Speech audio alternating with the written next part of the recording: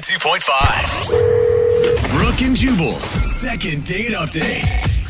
You know what's more annoying than being just blown off for a date? What's that? Somebody constantly scheduling with you and then changing it over and over and over and over Like again. just Because it's like, why can't you just be honest and say, I don't want to go out with you, instead of constantly stringing me along and be like, I can't go out today, but how about like 2 weeks from now? And then you schedule 2 weeks from now. Oh my God, something else came up. That's the issue that Jill is having. Jill is on the phone today for a second date update. She emailed us about a guy named Sam that she met online. Jill, how are you? I'm good. How are you guys? So that seems to be the issue, huh? Sam is just kind of stringing you along. Yeah, he just keeps pushing things further and further away from me, and I just don't understand why. Okay, well, how did you meet him, first of all? We met online. You did. Right. I thought he was super nice, and we had talked for a few weeks before we actually decided to meet, but we did have, like, good conversation throughout that time. Was it a dinner and drinks type of situation? Yeah, it was a dinner date. Okay. And he was just super nice and handsome, and I was just, like, really excited about it. But there was, like, a red flag. Uh-oh. What was that? I really thought he was a good guy, so I was giving him every signal I could think of to try and get him to kiss me. Yeah, Okay. you're like touching his arm. You're pushing your boobs together. You're trying to scoot Yes. over closer to him. Yes. You know, the shuffling of the keys at my car door, like Everything. everything. Oh, that's the worst. When you're standing there and just waiting. Yes, and even more embarrassing is that there was a point where I was literally like inches away from him, like our toes were touching. Okay, and he just was not getting it. No. And all he could muster was like, yeah, let's hang out this weekend. In his defense, maybe he's just a guy that gets nervous in that situation. Or maybe he doesn't kiss on the first date. There are some guys like that. That is very rare. Usually guys don't kiss on the first date because they're scared to go in for it. I've been in that situation too, where I can tell a girl wants to kiss you really bad, but still in the back of your head you're like, no, I don't think she went out. I don't think she enjoyed herself enough to do it. I'm not going to do it. Then the date is over and you're like, damn it, I missed the opportunity. So Really? I hope that's what happened. Why Okay. didn't you just kiss him, Jill? What kept you from doing that? I felt like I was trying to make all the moves to get him to know that I was interested. So him, like, not reciprocating in the same way, Right. I felt, like, nervous about it because I'm like, I'm not going to just, jump on him because I was giving him all these signals. do you feel like he didn't want to kiss you? I don't know. That's what I don't understand. Like, I thought it was a good sign that he said, all right, let's hang out this weekend. So I'm like, okay, so he doesn't not have an interest in me. He does because he wants to see me more. And anytime you refer to future plans, it's always a good sign. If we call this guy and get him on the phone and he says, dude, she just was like a close talker, especially at the end of the night, like she was jingling her keys in my face and her breath was just terrible. And I thought about kissing her and she just smells funny. Are you going to be upset? Of course, but I would at least like to know. Yeah. Because he keeps making these future plans, but then they just keep getting pushed like every 3 days. Like the day comes and then he's like, sorry, I forgot about this with work or whatever. Let's hang out a couple days from now. And then that day comes and you're like, you're just going to kill me, but this and this came up. How many times has he rescheduled? 5 times. Do you think he's just flaky, or do you think that he's trying to not see you? I don't know. I usually think that, like, you would just stop responding or send me a text and it just didn't work out or whatever. Right. But don't keep rescheduling. And Yeah. I just really want help with it because I don't know what went wrong. I'm a person who overbooks myself, and I always screw somebody in the situation, and it doesn't feel good. So maybe it's just that, he has a couple more priorities over you right now because you've only gone on one date. Yeah, and I understand that. I just would want to know that that's the truth Yeah, and not feel like he's just stringing me along. You know what I mean? totally. So you're kind of in that weird limbo spot where you're like, okay, is he really that busy? Yeah. Or is he blowing me off? Exactly. Okay, well, we'll play a song, come back, call him, and get your second date update, and hopefully we can find the answer for you, okay? Okay, thank you so much. All right, hang on. MOViN 92.5. Brooke and Jubal in the mornings. Second date update. All right, Jill, you ready to go with your second date update? Yeah. Okay, I do have to tell you, unfortunately, I'm going to need to reschedule your second date update for 3 days from now, okay? That's all right. Don't do that to me. If you're just tuning in, Jill wants us to call this guy named Sam. They met online, had a nice date. At the end of the date, he kind of chickened out in kissing her.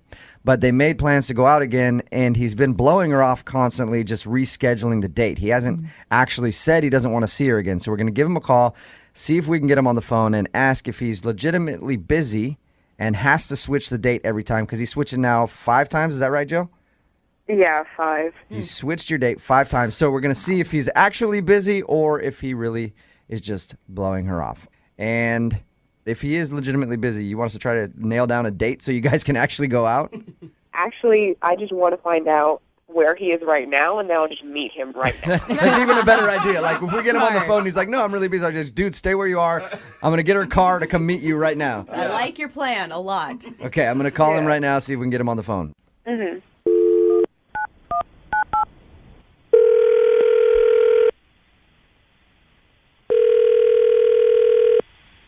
Hello?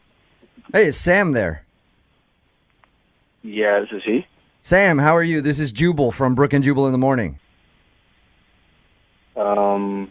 Okay, hey. Are you familiar with our show at all? I mean, kind of. Okay. Well, I'm calling you because I have something to ask you about. You recently went out with a girl named Jill, who listens to our show. Yeah, I did. Okay, and How'd you Jill guys- emailed us and told us a little bit about meeting you, told us about your date, said that she liked you a lot.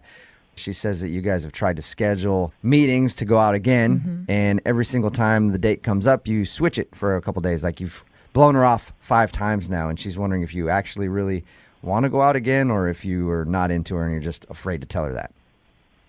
No, I'm not blowing her off. I've texted her. Okay. I'm just busy. I'm really busy. That was her worry, because she told us that you've texted her and you've, like, changed the date every single time that you guys are supposed to go out. Yeah, I mean, I work. I'm busy. I mean, she's a nice girl. She's great. But I just have a lot to do right now. But you can see how she'd think that you're blowing her off, right? Are you really that busy?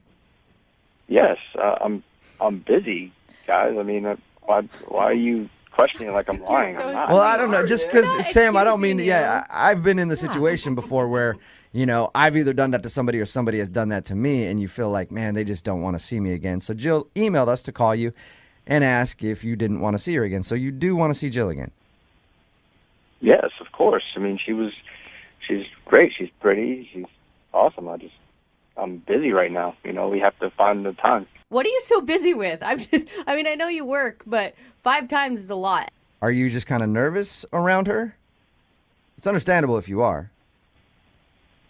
I mean, I'm kind of like uncomfortable about this, so I can tell you guys what's going on if you promise you just kind of like stop questioning me about it, writing me about it, because it's making me a little awkward. For sure, man. Like, I just want to let Jill know that you actually like her so we can get you guys in the same place at the same time, like you've been trying to do.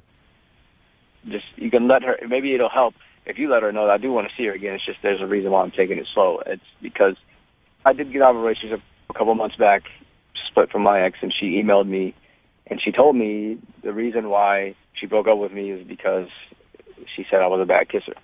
Oh, all right. That sucks.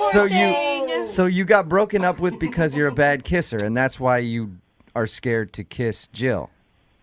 Yes. You know that can't be a real reason, and that your ex is just trying to hurt your feelings, right? I mean, she seemed pretty specific in the email, so I don't. Yeah, that would suck. Like, somebody can say they don't like your personality, but then to be like, oh, you're a terrible kisser so bad that I couldn't stay with you. That's got to, like, stick with you for a little while. It does. And that's why I'm trying to get better at it. That's what I'm doing right now, is trying to get better at it. You're trying to get better? Kissing your hand a lot? What do you mean you're trying to get better at it? There's this school that helps you with that. It's a kissing school. No. Are you being real? Yes, that's why I've been kind of pushing the dates back, because I've been busy going to school. They have, like, workshops. You're kidding me. Wait, you're paying? Sam, you're going to a kissing school? Yeah, and this is why, that's why I'm uncomfortable about it. It's like I tell people, if I tell somebody, they're not going to believe me, or they think it's a joke or something. It's like, no, it's real. That's awesome. This really exists. It's not like you're meeting somebody in the back alley, right? No, this is a legit, real school. It cost me $375 to sign up. Oh my God. And, they offer you workshops, and there's one-on-one lessons and all that. And it takes a little bit of time. And once I'm done, that's when I'll call Jill and we'll go back out. Man, Oh my that is, God. hey, Sam, good for you, man. Like, Yeah. hey, you know what?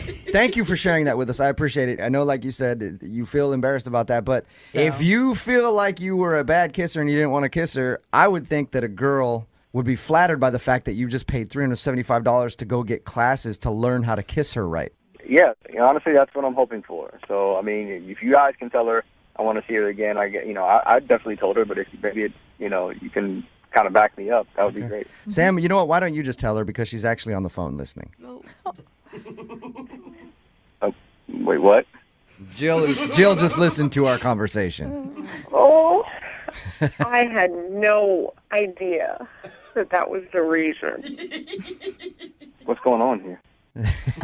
It's called a second date update. We do it on our show where we call somebody who went on a date with one of our listeners and they think they're being blown off, and we ask them what happened. We have that person listen on the other line to see if we can get an answer. And Jill just heard you say that you're going to a kissing school, so hopefully you can kiss her better if you guys ever go out again. Please tell me this is like make-believe and joke. Not Poor really. thing. It's not make-believe. Oh, you poor baby. I'm so sorry you had to go through that. This is really embarrassing for me. I screwed up somewhere in the past. Obviously, I'm just trying to fix it so I don't do it again with you. And yeah. Sam, you make it sound like you're like a drug addict who like had a problem and then fell.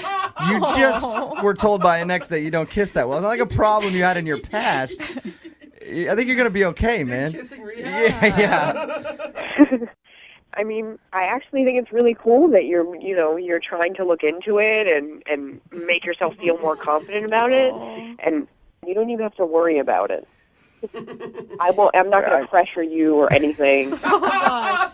Awesome. But I mean, that's the thing. I enjoyed our time. I really do like you, Jill. I enjoyed going out with you, and I don't want to ruin it by, being a bad kisser. Because it's like she thought I was bad, and if you think I'm bad, and you don't want to go out with me anymore, it's like, No. Yeah. No, I understand why there would be a fear there, but it can't be so bad that I would Yeah. just not. Sam, it would find it hard to believe that you're that bad of a kisser. Yeah. That Jill's going to kiss you one time after she already likes you from your first date, and then she's just going to go running for the hills. Like, oh my God, it was terrible. Yeah, maybe. I doubt that you're that bad of a kisser. I thought I wasn't that bad before, but clearly someone broke up with me. Well, know you what, got to be though? way It's- better now. It's sometimes like it's just that two people's chemistry doesn't work well together, and maybe it was just you and your ex. Kissing with a different person is different every time. I mean, and think of all the cool stuff you've learned. Yeah, I mean, the classes have been good, and I really feel more comfortable doing it. I just want it to be, perfect. I mean, they say first kiss is always like that, the big thing. Sam, I have an idea. Why don't you save the rest of your $375 and we just go out on dates and then we can practice? All right. Oh, that's a good idea, Jill. Sam, would you like to go out with Jill again on a second date? We will pay for it. Of course. I mean, yeah, absolutely. Okay. But and before your classes are done at the kissing school, I want you guys to go out soon. Okay, yeah, I can do that. I mean, Yes. I would rather practice with her than spend money. Yeah. Yeah, there you go. Extra credit, Sam. So you'll go out with Jill again. Absolutely, I want to. Jill, I'm assuming you want to be his kissing coach from this point on. Oh, of course. All right. Well, congratulations then, you guys. Jill, you got your second date. We'll send you guys out again. Yay. All right. And if before you guys get more intimate and he suddenly disappears, he's like, I was going to a sex school trying to figure out how to... I would not recommend another date after that, okay? Brooke and Jubal in the morning. Text in at 78592 says, that's so sweet. I almost cried. Really? Enjoy the kissing classes, cutie pies, is what it says. It's Brooke and Jubal in the morning. And we're talking about the second date update. If you missed it, Jill went out with a dude named Scott once. And after that date, he kept being kind of elusive and postponing the second meetup. In fact, he rescheduled 5 different times. And Jill thought, of course, she was being blown off and couldn't figure out why, because they had such a great time. And we got Scott on the phone, and he revealed that the reason that he kept promising a date and then changing it is because he enrolled himself in a kissing class to improve his kissing skills. Wow. He said he had an ex who recently said the reason she dumped him is because he's a horrible kisser, so he's trying to fix that. I just have so many questions about these kissing schools. I know, I didn't know they existed Yeah. at all. Interesting. Jill thought the reason was endearing and cute, and of course wanted to go out with him again if he learns to be a better kisser. Yeah. I wonder how bad he really was, too. I know. I mean, where you God. literally have to pay to have someone exactly. teach you? That's I mean, pretty bad. just keep doing it, man. You'll get better, I think. I mean, We've all done. Well, I don't know. I've had a couple boyfriends, and I'm like, that's not ever going to improve. there's some people who never get Yeah, better at it true. at That's all. True. So they're going to go out again. Remember, if you want a second date update, all you have to do is email the show, and we will call the person who didn't call you back. MOViN 92.5.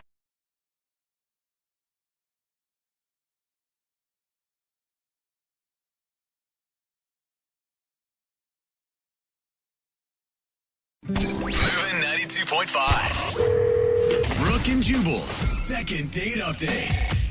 The girl that's on the line to do a second date update today met the guy that she went out with at a very dirty place. That's right. Oh. Bacteria infested, blood everywhere. That's not Creepy normal. old men who just can't wait to get in your mouth. What? I'm talking about the dentist's office. Makes sense. They are all creepy there. Yes, they are. That's where Andrea met the guy that she wants us to call today. Apparently, she works at a dentist's office, and that's where she met him. Okay. How you doing, Andrea? I'm pretty good. Did you ever think of your office like I just spoke about it? It doesn't exactly make people want to go to the dentist's office. No, it is very. Hygiene is very important. So Your email said that you met this guy at work, and you work at a dentist's office. How'd you meet him?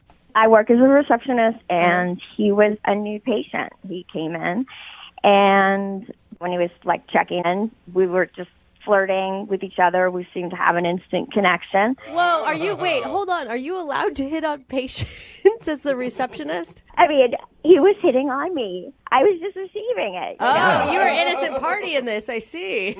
Sure, absolutely. And he was cute and stuff, so I flirted back with him. And when he filled out his form and put his phone number down, you saved it and then called him later. No, that's illegal, actually. So okay. what I did was he went in and he had his appointment, and then when he came out, usually we want to schedule you for your next appointment. Mm-hmm. And when I was scheduling him for his follow-up appointment, he gave me his phone number, and he said we should go out. Nice. Oh, that's cool. So where'd you guys go? Well, we ended up going out to dinner. Mm-hmm. And I got really dressed up. I thought I was looking really cute. And he took me to this restaurant. It was in a building that had a very, very nice view. It was a really nice restaurant. I'd never been there before. Did you guys meet there, or did he pick you up? He picked me up. And so, I thought we had a lovely time at dinner. And he has beautiful eyes. And he is just a smoking build. I mean, the guy works out and stuff.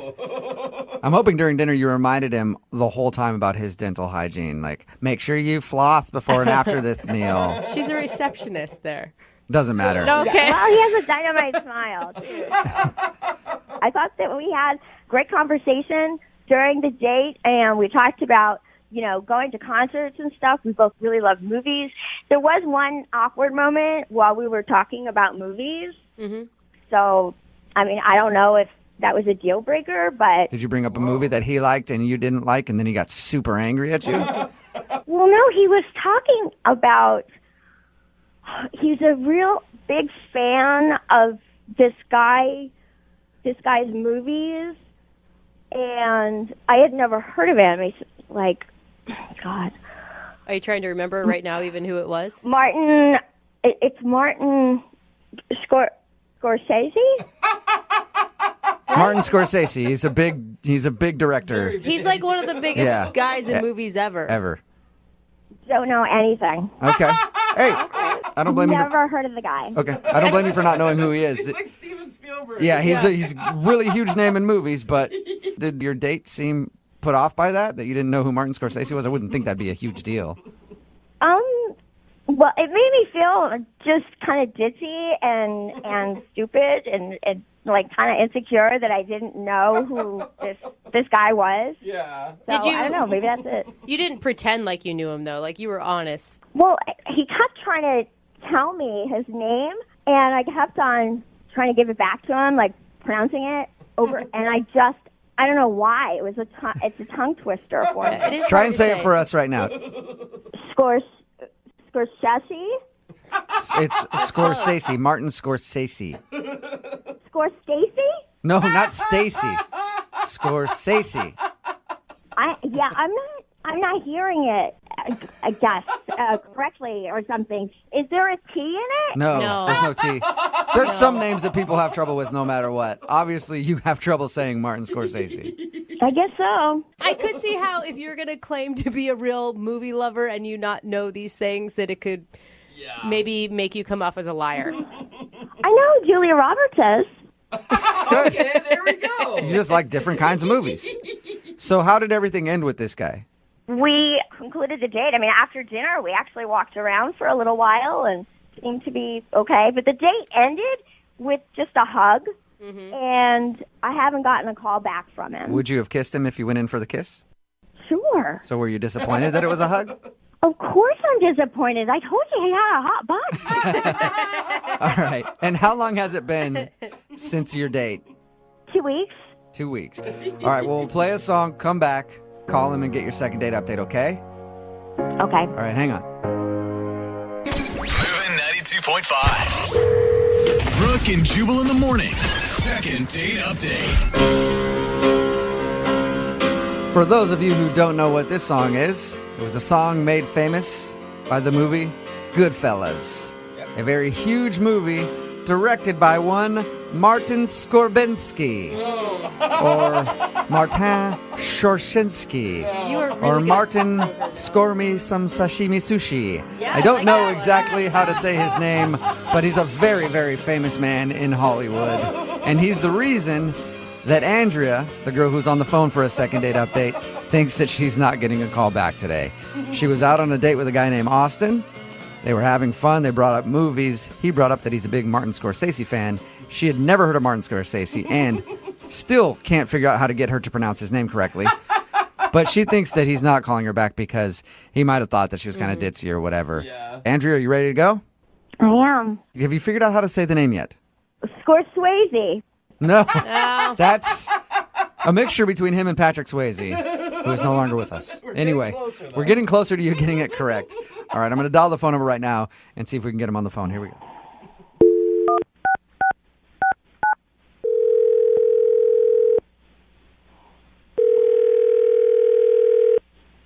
Hello?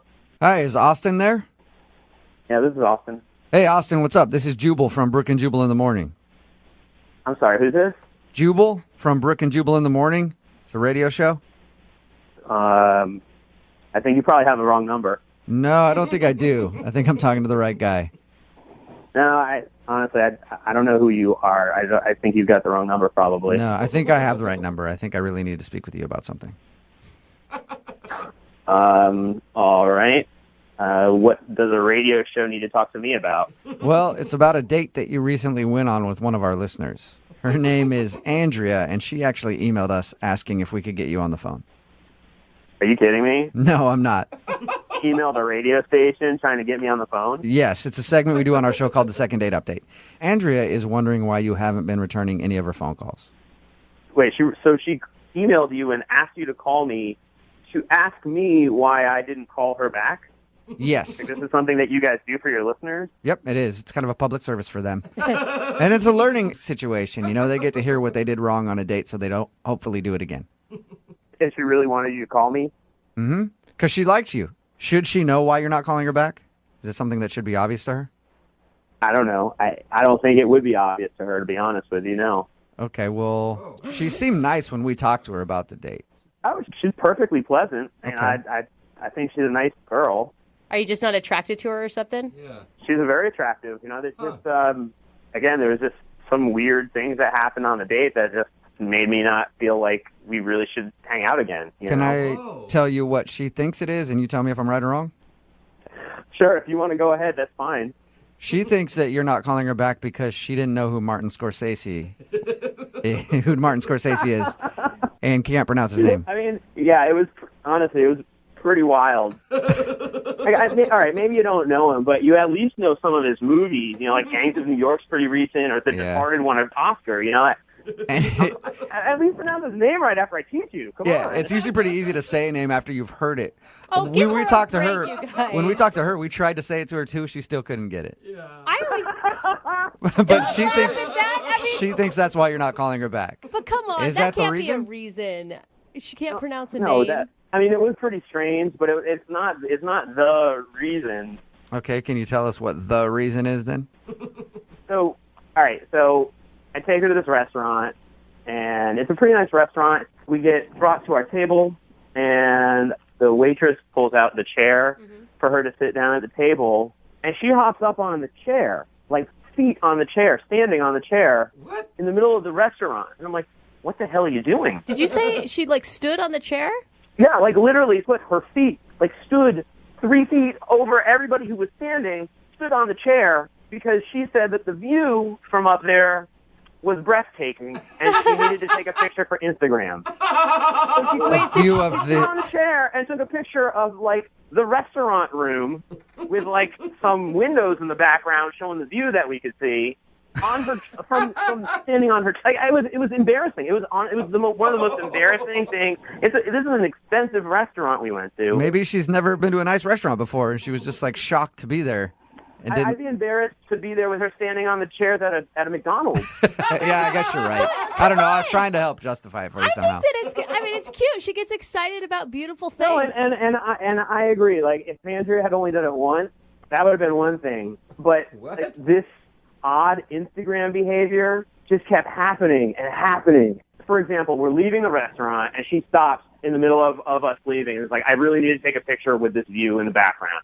So she literally basically throws me her phone and runs over to the window, and she gets into this weird yoga pose basically, where she's got her leg behind her head and she's grabbing it with the other side arm. And I basically am sitting on someone's table while they're eating, trying to take a picture of her for Instagram doing a yoga pose in a restaurant in front of these windows. Like I said, it was weird. I don't want to go on a date with someone and be their professional Instagram photographer. Come you know on. what I'm saying? You don't want to add that to your list of job duties that you can do? Special skills section on your resume. I'm a photographer. Maybe if she was going to pay me for it, but the fact that I'm paying for dinner, I'm picking her up, we're going out on my dime, and I'm also her photographer for her pictures by herself. Give me a break. I don't need this in my life. You know what else is kind of annoying? What's that? She's actually on the other line listening right now and wants to talk to you. That's not funny at all. Andrea, are you there? I am. Oh, my God. This was Austin, pretty shady, I mean, guys. really, Austin, you have a problem with the fact that I like taking photographs? I like taking pictures of my Instagram. I have a lot of fans on there, and I'm kind of known for doing poses in different places. I mean, that's fantastic news, but we were out on a date. I figured you could maybe focus on our date rather than your Instagram followers who you don't actually know. If you're going to show some interest in someone, at least sit there and be a part of what's going on rather than thinking about, well, how can I best interact with these strangers on the internet?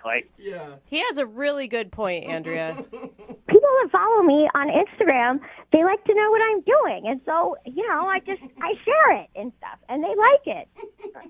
Andrea, at one point, you handed me your phone and took my phone so that I could take a picture of you looking at a phone in front of a brick wall.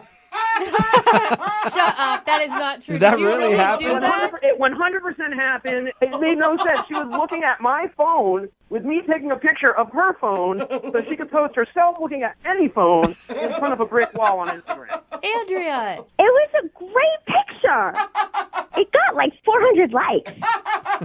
I'll That's tell pretty you, good. It got one unlike from me. I did not like taking it. Andrea, I don't think that's the point. If he spent his entire time on his phone or maybe even doing his hobby while he was on a date with you, you would have found it incredibly rude. Yeah. Well, we talked about a lot of different things. We had a whole discussion about movies and how much we both love movies. You're going to bring up the movies again? You're going to bring up the movies? I thought we had a nice conversation about movies, but I guess not. It was fine. Again, the whole thing was just fine. Andrea, you don't see how it could be a little bit annoying that you're taking pictures every 5 seconds and making him basically your hired photographer for the evening? Instagram is the wave of the future, and if you're not on Instagram, then you're not a part of the future. So that really sucks for you. Oh, God. I think you work for Instagram. This is ridiculous. Oh, gosh. Well, you know what, Austin, I would love to ask you this question. Would you like to go out with Andrea on a second date? We will pay for it. Andrea, again, you're super sweet, and there's another Instagrammer out there for you. But that dude is not me. Whatever. I get hit up by so many guys on my Instagram. I don't even need to go out on a date with you. Oh, sweetheart. All right. No, it doesn't sound like you do. No, I guess not. Andrea, thank you. I'm sorry it wasn't a successful second date update. Thanks, guys. Yeah. Before we let you go, though, do you need to take a picture of yourself on the phone doing a second date update? You know, I never thought of that. I should totally do that. No, you should not do that. Oh, sweetheart. Oh, my goodness. Brooke and Jubal in the morning. Text in at 78592 that says, that girl sounded crazy, but crazy does make for a pretty good Instagram. Do you have her Instagram handle? It's Brooke and Jubal in the morning. Talking about the second date update. This girl, Andrea, wanted to call a dude named Austin.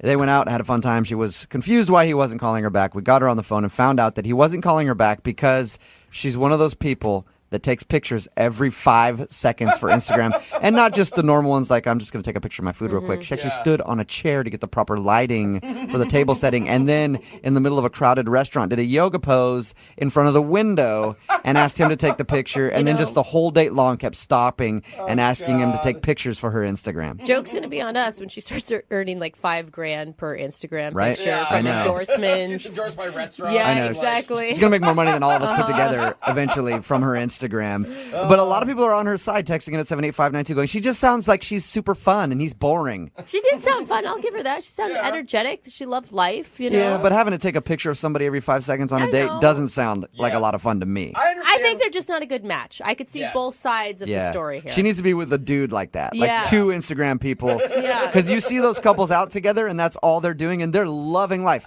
They're not interacting with each other at all. They're just taking pictures of each other and then cropping them and making them look better. And they're like, yeah, that one looks good. This one, what do you think of this one? Oh, that one looks good to you too. Aren't we so hot? Let's post this to social media so everybody knows we're doing something. Oh, next let's snap people. Let's get on Snapchat next. Yeah.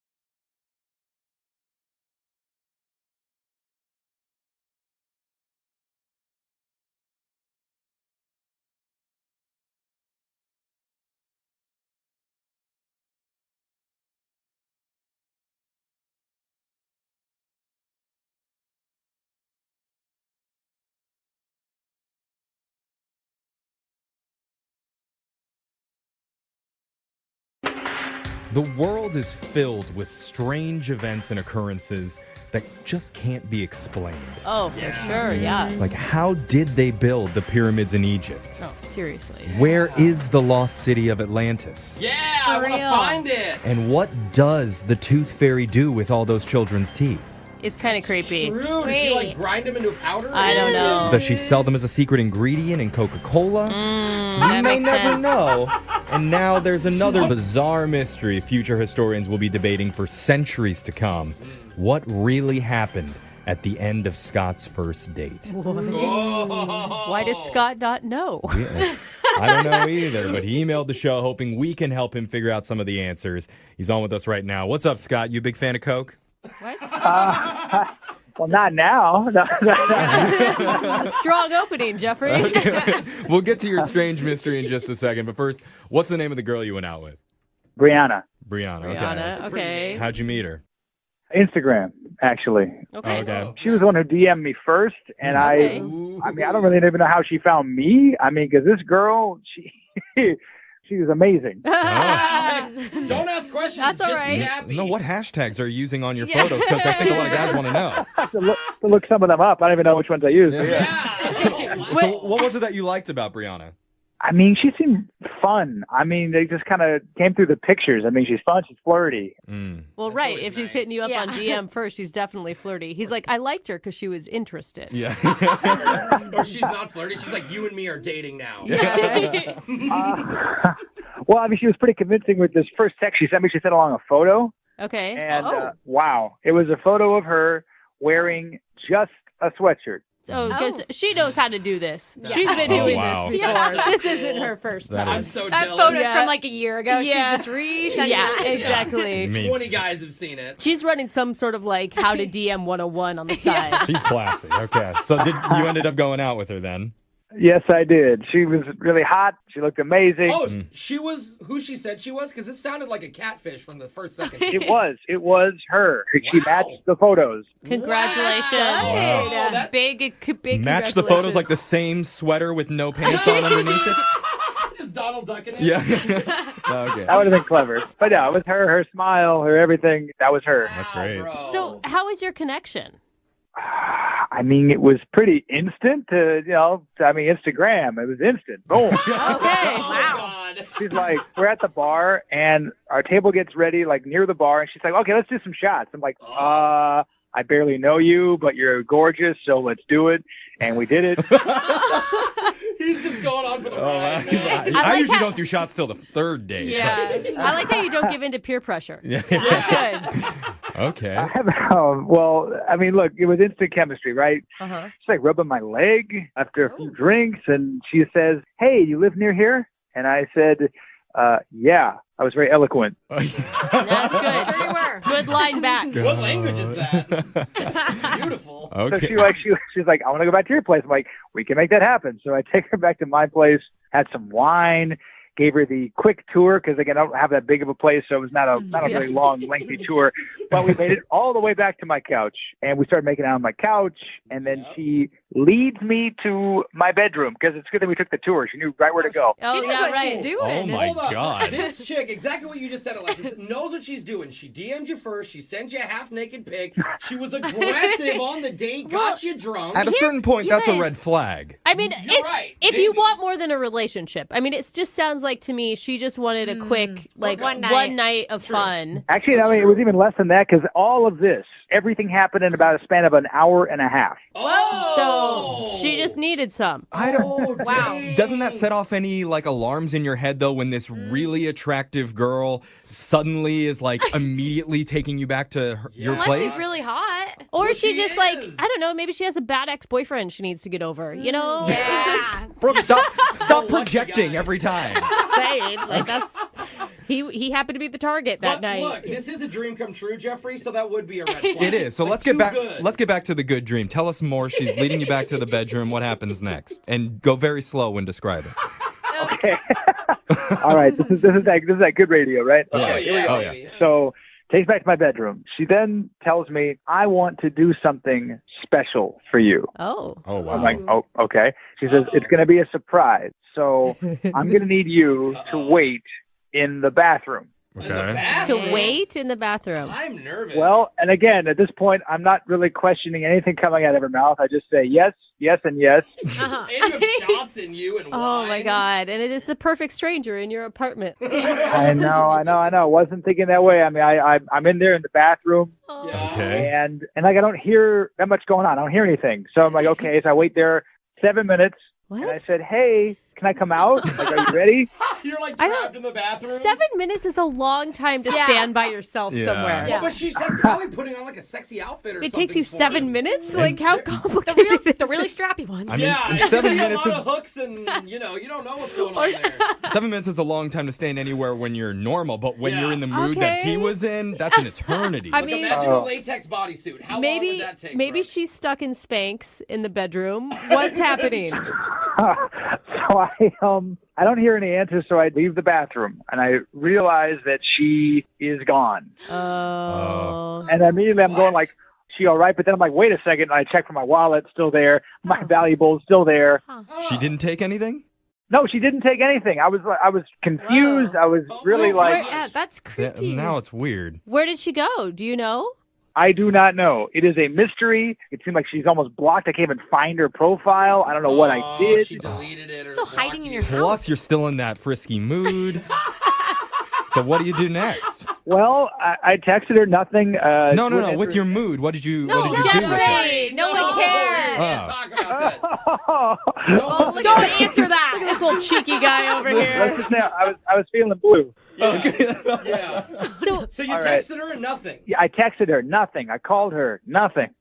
What? It sounds like some power game she was playing. See how far she can get him She to got a weird text or something while Maybe. there. I don't know, but why wouldn't you announce that you were leaving? What's You going- left a guy alone in the bathroom. What's going through your head, Scott? What do you think happened? I mean, what you were saying earlier, maybe there was a boyfriend, maybe she got a text, maybe there's an emergency. I don't know. I talked to my friends about it, and they said, you know what? You better email Brooke and Jeffrey. So I'm like, that's where we're at. Here we are. Okay. All right. This is interesting. You This just is want good. to find out. You want to solve the mystery. Yeah. Yes. I think we all do. So Okay. let's play a song. We'll call Brianna for you. Maybe you can send us that text message just so we can get a better image of what we're dealing with here. All right. right. And then we'll try and get you your second date. All right, ma'am? Sounds good. That sounds good to me, too. Hold on. Okay. She sends you a half-naked pic in the very first text. She invites herself over after a quick round of kamikazes. She seductively sneaks out after telling you to go wait in the bathroom. She's the most confusing woman in the world. And one of our listeners, Scott, wants to get back in touch with her. If you're just tuning in, Scott met a girl named Brianna after she messaged him on Instagram. They ended up going out to a bar, quickly wound up back at his place, and started making out when we're in the bedroom. And she told him she had a special surprise for him. He just had to wait in his bathroom and she'd tell him when to come out. And after waiting 5, 7, 10 minutes, he finally came out and she was mysteriously gone. Surprise! And the thing is, he looked around. It didn't seem like she took anything. Yeah, his wallet was out there. I'm Wallet, all of his belongings were still there, but had no idea where she went or why. She must be so attractive because it's typical guy logic. If anybody was like, here, have some drinks and go lock yourself in your own bathroom, most people be like, no. But when a girl does it who's beautiful, it's like, okay, be back later. Here's the keys, lock me away. And then he's calling for a second date. Yeah, Right? that's a good point. And you still want to go out with her again. Yeah, I didn't think of that. You guys do like to punish yourselves a little bit. We do. God, beautiful women are the worst. So Scott's just looking for some answers here. The one question that we didn't ask you in the first part here, Scott, was, were you taking any hallucinogenic drugs during the date? Is it possible you imagine this whole thing? I wouldn't say. No, this is a true story. Okay. Okay, was she actually a pink elephant? No, this kind of thing doesn't happen to me. Okay, I'm not. This is why it was all unexpected. I got the DM from her in the first place, let alone the half-naked pic, let alone the drinks and the shots. And all this was just like a magical mystery tour leading up to I don't know what. Wow. I guess we're going to find out what. We're going to find out right now. Yeah, I'm I ready. just want to see her again. Okay. I don't think she wants to see you again, Scott. She's blocked you on Instagram, but that's sweet. I want to find out what she did to your apartment. Let's find out, okay? I'm going to dial the number,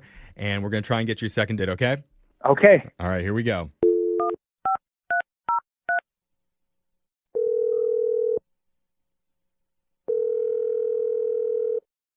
Hello? Hi, I'm looking to speak with Brianna. This is she. Hi, my name's Jeffrey from the radio show Brooke and Jeffrey in the Morning. What? Hi, Brianna. Hey. That's Brooke and Jose and Alexis, and we're doing something today called a second date. Have you ever heard of that before? What is this about? What? This is about your recent dating life. And you went out with a guy recently who had a great time with you, and he's hoping to get back in touch with you, but you haven't been responding. Okay. His name is Scott. Well, that was like three. I know. I can't tell. But I can tell you have a sexy laugh. I mean, I will give you credit for that, Brianna. She's pretty. I can hear in her voice. Yeah. He said that he was blown away by you. Oh. What? Is she blushing? Brianna, here's the thing. Scott emailed our show and told us all about your date. And he's confused based on how it ended. And you're laughing. Funny. Okay, wait. Brianna, what? It's almost mean at this point. Yeah, you left the guy in the bathroom for 7 minutes, and then he comes out and you're gone. It's like the ultimate troll. After promises were made. The promises don't even matter. Well, I mean, it makes it worse. Yeah, it's just a cherry. Yeah. On the icing on the cake or whatever. He was only in there for 7 minutes. I was hoping he'd be in there a lot longer. What? Oh my God. I knew it. Is this a tease? This is some power trip thing, right, Brianna? It's okay. You could tell us? Yeah, this is a mean prank or something. Okay. I probably shouldn't, but She's gloating. Yeah, Listen to her. I know the confidence in your voice. I know it's confusing because it's like at one part I think what you did is not right, but on the other part I'm really impressed. I know. Yeah. I want the Yeah. tea. I want the tea. You sound bad. so proud of yourself. What happened? okay, let me tell you. So I actually never was interested in him at all. What? Oh. Then why did you hit him up on Instagram? Oh my God, I'm so bad. One of Yeah. my really great friends, she's one of my best friends for like 10 years. Okay. And she went out with this guy once and they had a great time and he totally ghosted her. But the thing is, she left her watch over at his apartment. And my he God. totally was ignoring her texts, her calls, and I don't think that's a good, nice thing to do. Do you guys? No, that's why I didn't like you in the beginning of this. Wait. Right. So me being the great, wonderful friend that I am, I decided to devise a plan to get her watch back for her. Oh It my was a God. reconnaissance mission. This is genius. I love it. If you're a goodness. diabolical mastermind. Oh my gosh. Oh, she's got the you laugh. got an evil laugh now. So that's how you found him on Instagram too? Because remember in the beginning, he's like, I don't even know how she found me on Instagram. Oh, your friend. She had his handle. Oh my God. Guys are so dumb. They go for anything. We are, though. I want you as a friend. Wow. So you set this whole thing up just so you can go back to Scott's apartment and get her watch back. Yeah, and he's so stupid. He didn't even realize that I was taking water shots while he was getting I drunk. was going to ask, were you drunk? Oh. She just drove out of there. Okay. Oh my goodness, this is smart. This is too Oh smart. my God. Scott. So did you find the watch? Of course, it wasn't even that hard. Like, it was just in his drawer. Like, he just keeps, like, his memorabilia from his date. Oh, wow. Even God. he said, he was like, oh, she wasn't moving. Like, after 2 minutes, she found it right away. I just wonder what Scott's thinking about all this. Yeah, me too. I wonder. Because I need to tell you, Brianna, Scott's on the other line listening, and he wants to talk to you. Oh my God, she loves it. Surprise on you, Brianna. No shame, though. Scott, you there? Yeah, I'm Brianna. I mean, are you joking right now? I mean, this is crazy. Scott, you should be lucky. Like, I could have taken all your money, all your things. Like, That's true. Oh my God, Scott. God. Scott, do you know who she's talking about? Do you know what friend she's talking about that you ghosted? Yes, and I'm sorry about a watch or whatever, but Yeah, Scott, why didn't you respond to that girl's text when she was asking for her watch back? yeah. at first I didn't understand what it was about, and then I forgot about it after a couple of days. I just forgot about the watch. I mean, this is creepy. I mean, at the end of the day, I know it sucks and it hurts your feelings, but no harm was done. I mean, she got you drunk, she got you home safe. You went into a closet. You went to the bathroom. I would have for 5 taken the minutes. wallet. Well, Yeah, do that. see, and you're fine. And her friend got her property back. It's not like she took anything of yours. I mean, the harm that's done is that now whenever Scott DMs a girl and she sends him a nice pic, he's going to be thinking, uh-oh, what does she want from me? Like, what did I leave? Oh my God. I can't believe it. Like, I thought we had instant chemistry. I felt something. Oh man. Oh, you were drinking. Well, I mean, Brianna, I mean, don't you feel a little bit bad that you let him on so much? Okay. That's a no. Yeah, I'm gonna take That's that a as a no. no. That's a no. Oh man. Well, Wow. I Sorry, mean, bro. I think that means that Brianna, you don't see a future with Scott. I don't know. There's only one way to find out, and that's by asking Brianna. We would like to send the two of you on another date, and we'll pay for it. What do you say? The only way I would ever go out on another date with you, Scott, was if one of my other friends were to have another date with you and have something stolen, and she would be Okay. She's just a okay. repo So girl. you're saying there's a chance. Yeah. Scott, do you know any of your other friends? Oh, my God. Oh man. What have you learned from all of this, Scott? Like, I guess just never trust a hot girl who sends you a picture. It's a good rule. And if there's any ladies out there that need some items recovered, call Brianna. apparently. She'll get them back for you. Dude, that's a real business. It is. I'm your girl. Wow.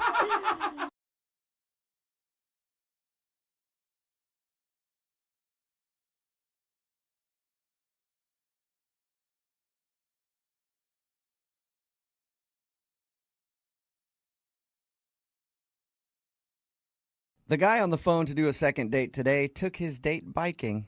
That's awesome. I've gone on a bike date before. It didn't work very well for me. Why? I showed up. She was on her bike. I had my tricycle with me. And she thought that was cute at first, but it was just really tough to keep up with her. Yeah. You know, You trying to pedal pedal the hard. tricycle behind her. Then I got frustrated and got off the thing, ended up throwing it into the water. It was by where we were biking, cussed at her, and stormed off. It's the last time I ever go on a bike date, I can tell you that much. Hopefully his bike date went better than mine. What's up, Scott? How are you? I'm doing good, guys. How you doing? Not too bad. Thank you very much for your email and agreeing to do the second date. So tell us a little bit about the girl that you want to call today. Well, her name is Veronica, Mm-hmm. and I actually met her in a hot yoga class. Nice. Oh, I always think it's kind of weird for a guy to hit on a girl in a hot yoga. Well, it wasn't in hot yoga. It was actually outside of hot yoga. But you didn't do it right in the middle of the class? Like, it's all quiet, and they're supposed to be like, hey, what's your name? My name's Scott. You can call me Scotty B. You didn't do it like that? No, because it was my first time doing hot yoga, and I didn't realize how hot yoga got. So It's true to its name, sir. yeah, well, I mean, I almost passed out. So I had to excuse myself from the hot yoga room, and then like maybe a minute later, Veronica comes out. It was her first time, and she didn't know how hot it was. So you guys both were about to pass out. Yes, so we were That's awesome. both in the hall, dehydrated, and sort of laughing at each other.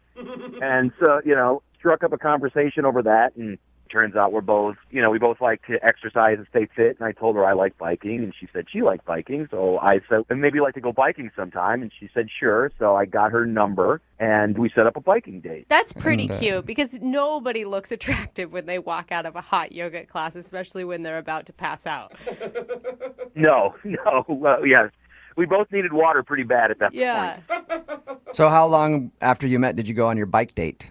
It was about 3 days later. Okay. So it was pretty soon, yeah. And I'm hoping you showed up to your bike date dressed like you were doing the Tour de France. Just all, spandexed out everywhere. Mhm. No, there was no spandex on my part. She was wearing spandex, and she looked fantastic in them. But, she also packed us a lunch. Oh, that's cute. So it was cool. So we biked for about an hour. We stopped. We had lunch. We had some great conversation over lunch. We were both laughing at each other, and it was a great time. We packed up, biked another hour back to where our cars were, and then we get to the cars, and she just, she throws her bike in the back of hers and says, I really got to go. Talk to you later. That was it? Like, she didn't stop to talk, or you guys didn't hug or kiss or anything? No hug, no kiss, no nothing. Did she seem pissed about something? Not pissed, just she just seemed like she was in a real big hurry, and she just packed up and left. Did she seem nervous at any point during the date? Like, 'cause sometimes I get nervous and I do weird things. No, it wasn't like that at all. No awkwardness at all. That's good. You didn't, At least I thought so. You didn't flash her while you guys were out in the woods, did you? Just a little flash? And maybe you forgot about it? Yeah, I would have remembered if I would have flashed her. Are you Thank sure? very much. I forget all the time that I do, and then people remind me. It is an issue. But even if she was in a hurry, I cannot understand why she will not return any of my phone calls. That's true. I mean, if she even had to get out of there for an appointment or something like that. Which I understand completely. If she had to be somewhere but the thing was, she never said she had to be anywhere. So Right. it sort of came out of nowhere. It's like, ooh, I gotta go. All right, maybe she's in a hurry for something. And then, like, that was about a week ago. I've been calling her, and no answer, no return calls. What was the last thing she said to you? I'll talk to you later. Oh, All right, and that's brief. She lied to you because she's obviously not talking to you later. All right, well, we're going to play a song, come back, and then find out if you got a second date or if you get ditched. All right. Thanks a lot, guys. Hang on.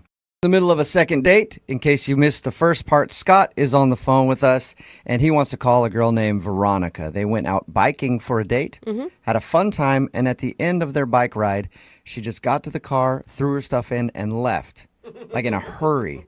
No real goodbye or anything, and she hasn't called him since. So we're about to get her on the phone and find out what went wrong on the date. Scott, I think I might have figured it out for you, though.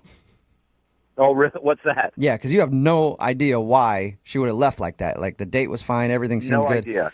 I think there's a couple options. One, I know when I go on bike rides, long bike rides like you guys went on, it shakes things up, and I usually have to go to the bathroom. So maybe she had to take a toozy, and that's why she was leaving in a rush, or she actually did it while you guys were riding on the bike path and had to leave. Poop is one of the reasons that you're naming. Or This is so she's addicted to meth, and reasonable. her dealer just got a shipment in that day, and so she had to run out to that, and then she's been holed up in like a meth den for the past couple weeks and hasn't answered you because she's been doing that. So those are probably the two best options I can think of right now.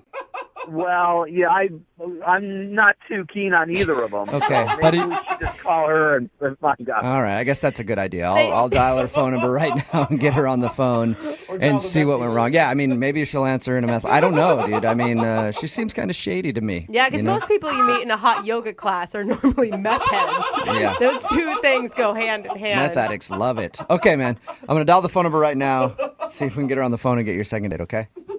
Thanks a lot, guys. Yeah.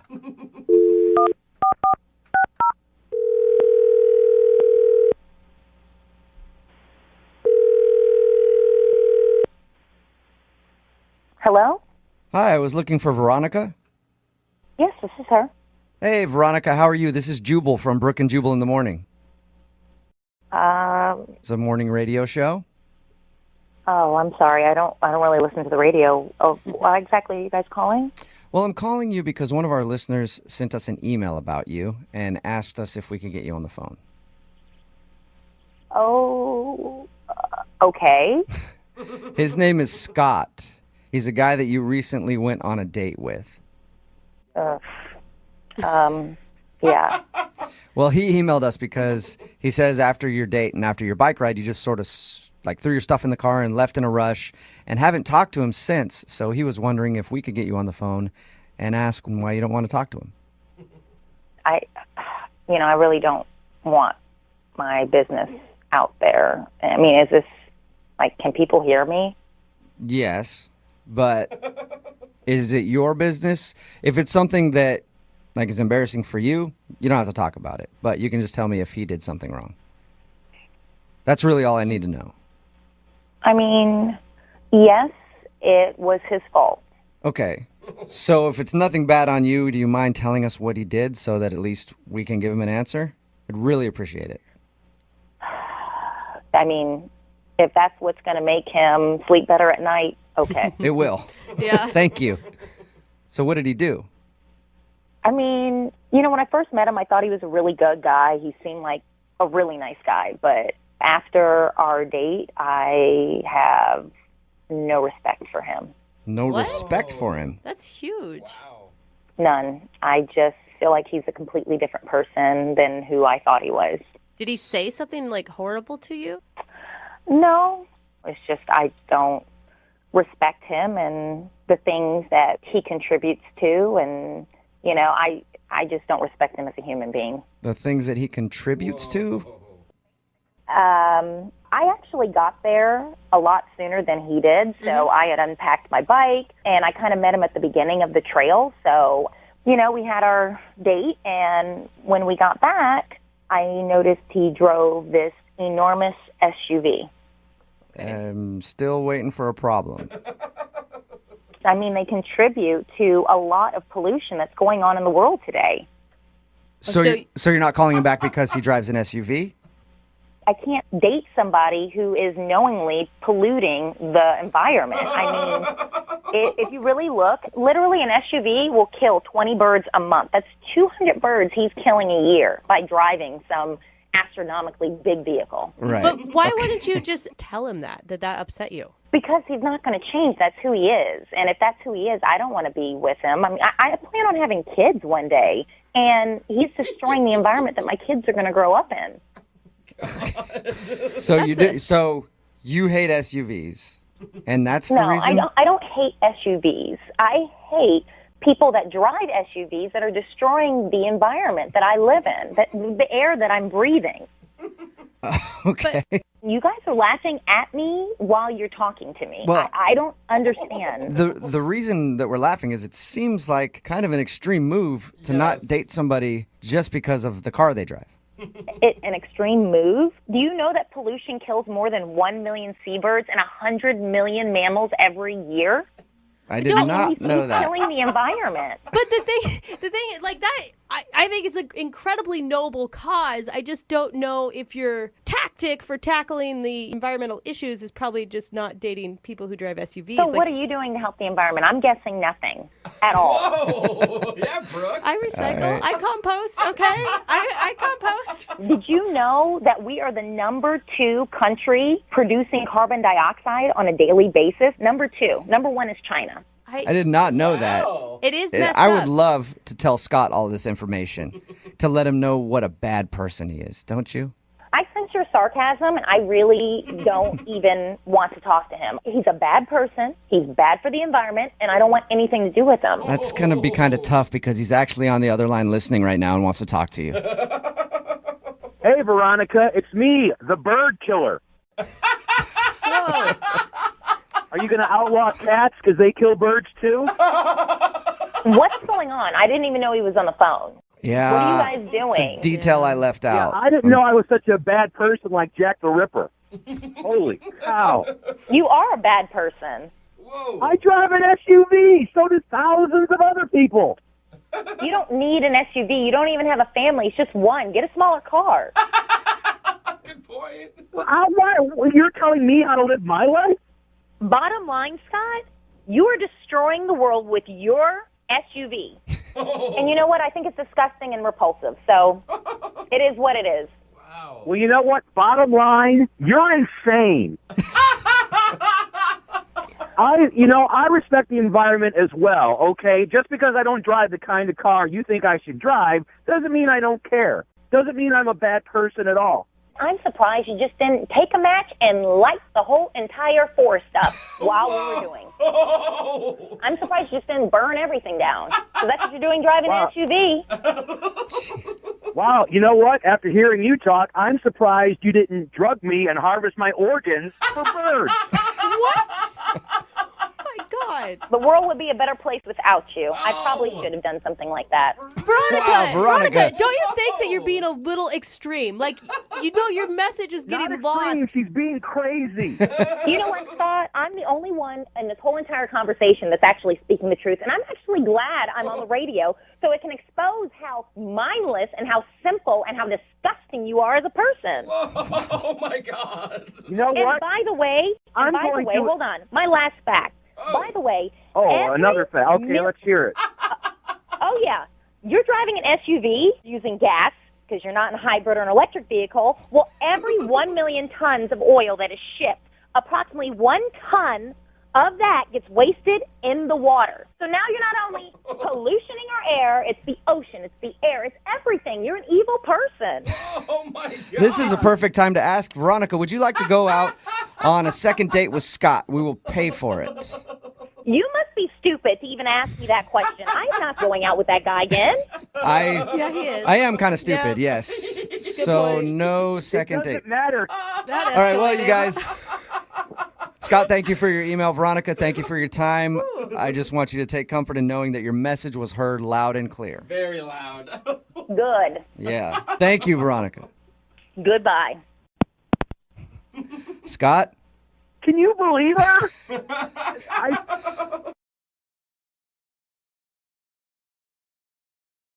Are you single and feeling out of the loop? Put away that mouse and get out of the house. Join In the Loop, Seattle's brand new activities club just for singles. Go to intheloopsingles.com today. MOViN 92.5. Brooke and Jubal's second date update. The girl on the phone for today's second date update has done something that I have never done. Something that I never want to do. She went on a date with an adult virgin. Sounds terrible to me, but that's who she wants us to call today. Is a guy named Marcus, and apparently that's one of the issues that she thinks might have been kind of weird on her date is that the dude is an adult and he's a virgin, and I don't know, we'll get into it. But Tara, how you doing? Hi, guys. Hey. I can't believe we're already dubbing her date Marcus the adult virgin. It's what you have to do. It's what you have to do. First of all, how did you meet this dude? I met him on a dating site. Okay, I was going to say. What website was it? Adultvirgins.com. Yeah. Were you like trolling for virgins online? No, no, it was .com. Okay. All right. And what were you attracted to online about him? We had a lot in common, and he just seemed like, okay, I don't want to sound weird, but he seemed like genuine, kind of innocent in a way, and he seemed really sweet. Okay. So, And how long did you guys chat online before you decided to go out? it was like 4 or 5 days. Like, we had been, like, getting a really nice connection with each other, which I thought was really cool. Like, oh, this is a real guy. Like, I could have a real date with him. Is this the first time you've ever online dated? I've done, like, the cheapo, like, the app ones on your phone. The hookup A little bit of Tinder, a little bit of Yeah. Plenty of Fish, things like that. Yeah. Yeah. Those aren't where you find the prime grade A beef online. You know what I mean? Yeah. It wasn't like this freebie ones where they just wanted to hook up with you. It was like he seemed like he actually wanted to have a conversation. Of course not. Those ones probably scare him. He's a virgin. So what did you guys end up doing when you went out? We started off, we went to a bar, really low key. We just got some drinks. Did he seem nervous or, did he feel the stereotype, I guess, of a virgin? I mean, there was definitely like more of like a sweet quality to him than any other guy I had really gone out on a date with. Like, he wasn't pushy. He was a little flirty, but it was like, I don't know, I could feel very comfortable with him. So how was the actual date? Like when you guys were out having drinks, was everything cool? Yeah, it was cool. It was like having really nice conversations and drinking and finding out more about each other. It was I think it was a really good first date. And how did everything end with you guys? Did he seem like he enjoyed himself?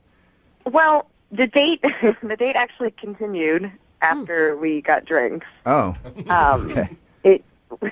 We actually went back to my apartment.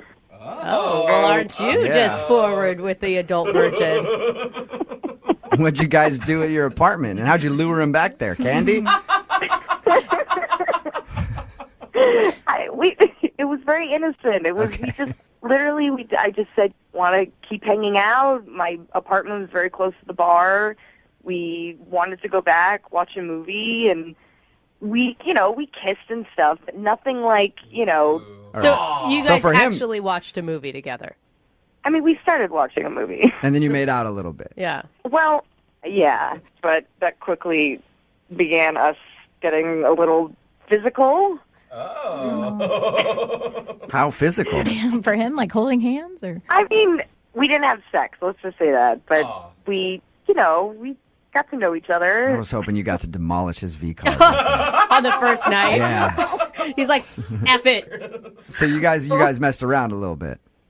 I mean, we fooled around and we had been drinking, so now I'm starting to think that maybe I pushed him a little bit or something, because I don't know, I kind of feel bad that maybe he didn't necessarily want to do that. Did he seem like he was bothered by it? I mean, everything you've told me just sounds like he was into it.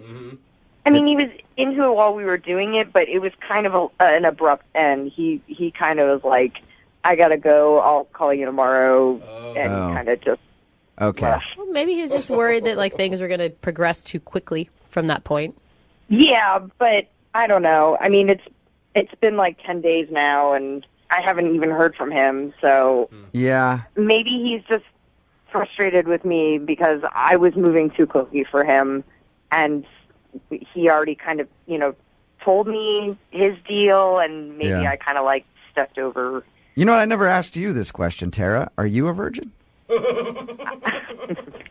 I am not a virgin. All right. Well, I just wanted to make sure. Like, we're making fun of this guy going like, oh, he's a but you could have been too. I had no idea. I mean, I don't want to just like label you as not a virgin if you are. She's an aggressive virgin. Yeah. So how many dudes? Yo, come on, Jubal. Not gonna get. All right. I don't need that information, I guess. What's the last thing that he said to you before he left? Literally the last thing he said was he would call me the next day. And he hasn't called you the next day. No. All right, I think that's a good sign that maybe he doesn't want to talk to you. All right, well, we'll play a song, come back, call him, and get your second date update, okay? All right, thank you guys. All right, hang on. MOViN 92.5. Brooke and Jubal in the mornings. Second date update. If you're just tuning in for the second part of your second date update, it's sort of a role reversal today. Tara is on the phone, and she wants us to call this guy named Marcus. Tara thinks he might have been a little scared, and she might have been moving too fast for him because that dude is a virgin. Nothing wrong with that. Tara is definitely not a virgin, right, Tara? No, I'm not a virgin. But Tara feels like maybe when they were messing around after their date, they went back to her house. She feels like she might have been moving too fast for him because the dude is a virgin. Do you think he's going to be really upset that you've broadcast on the radio that he's a virgin? He didn't seem too embarrassed about him being a virgin, so I don't know. I think he'll be all right. I guess I never asked you how old he was. How old is he? He's 28. Okay. Yeah, if you've been a virgin at 28 years old, you're probably used to it by now. Yeah. It's voluntary, yeah. All right, I'm going to dial the phone number, see if we can get him on the phone and find out exactly why he's not calling you back, okay? All right, thanks, guys. Here we go.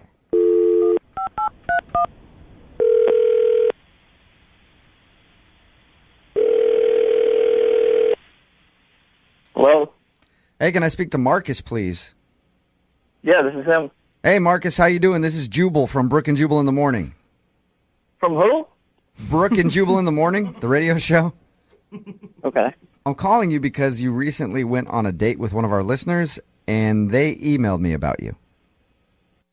Really? Yeah. And apparently now you're not calling her back. Okay, who is it? Her name is Tara. Do you remember going out with a girl named Tara? Yeah.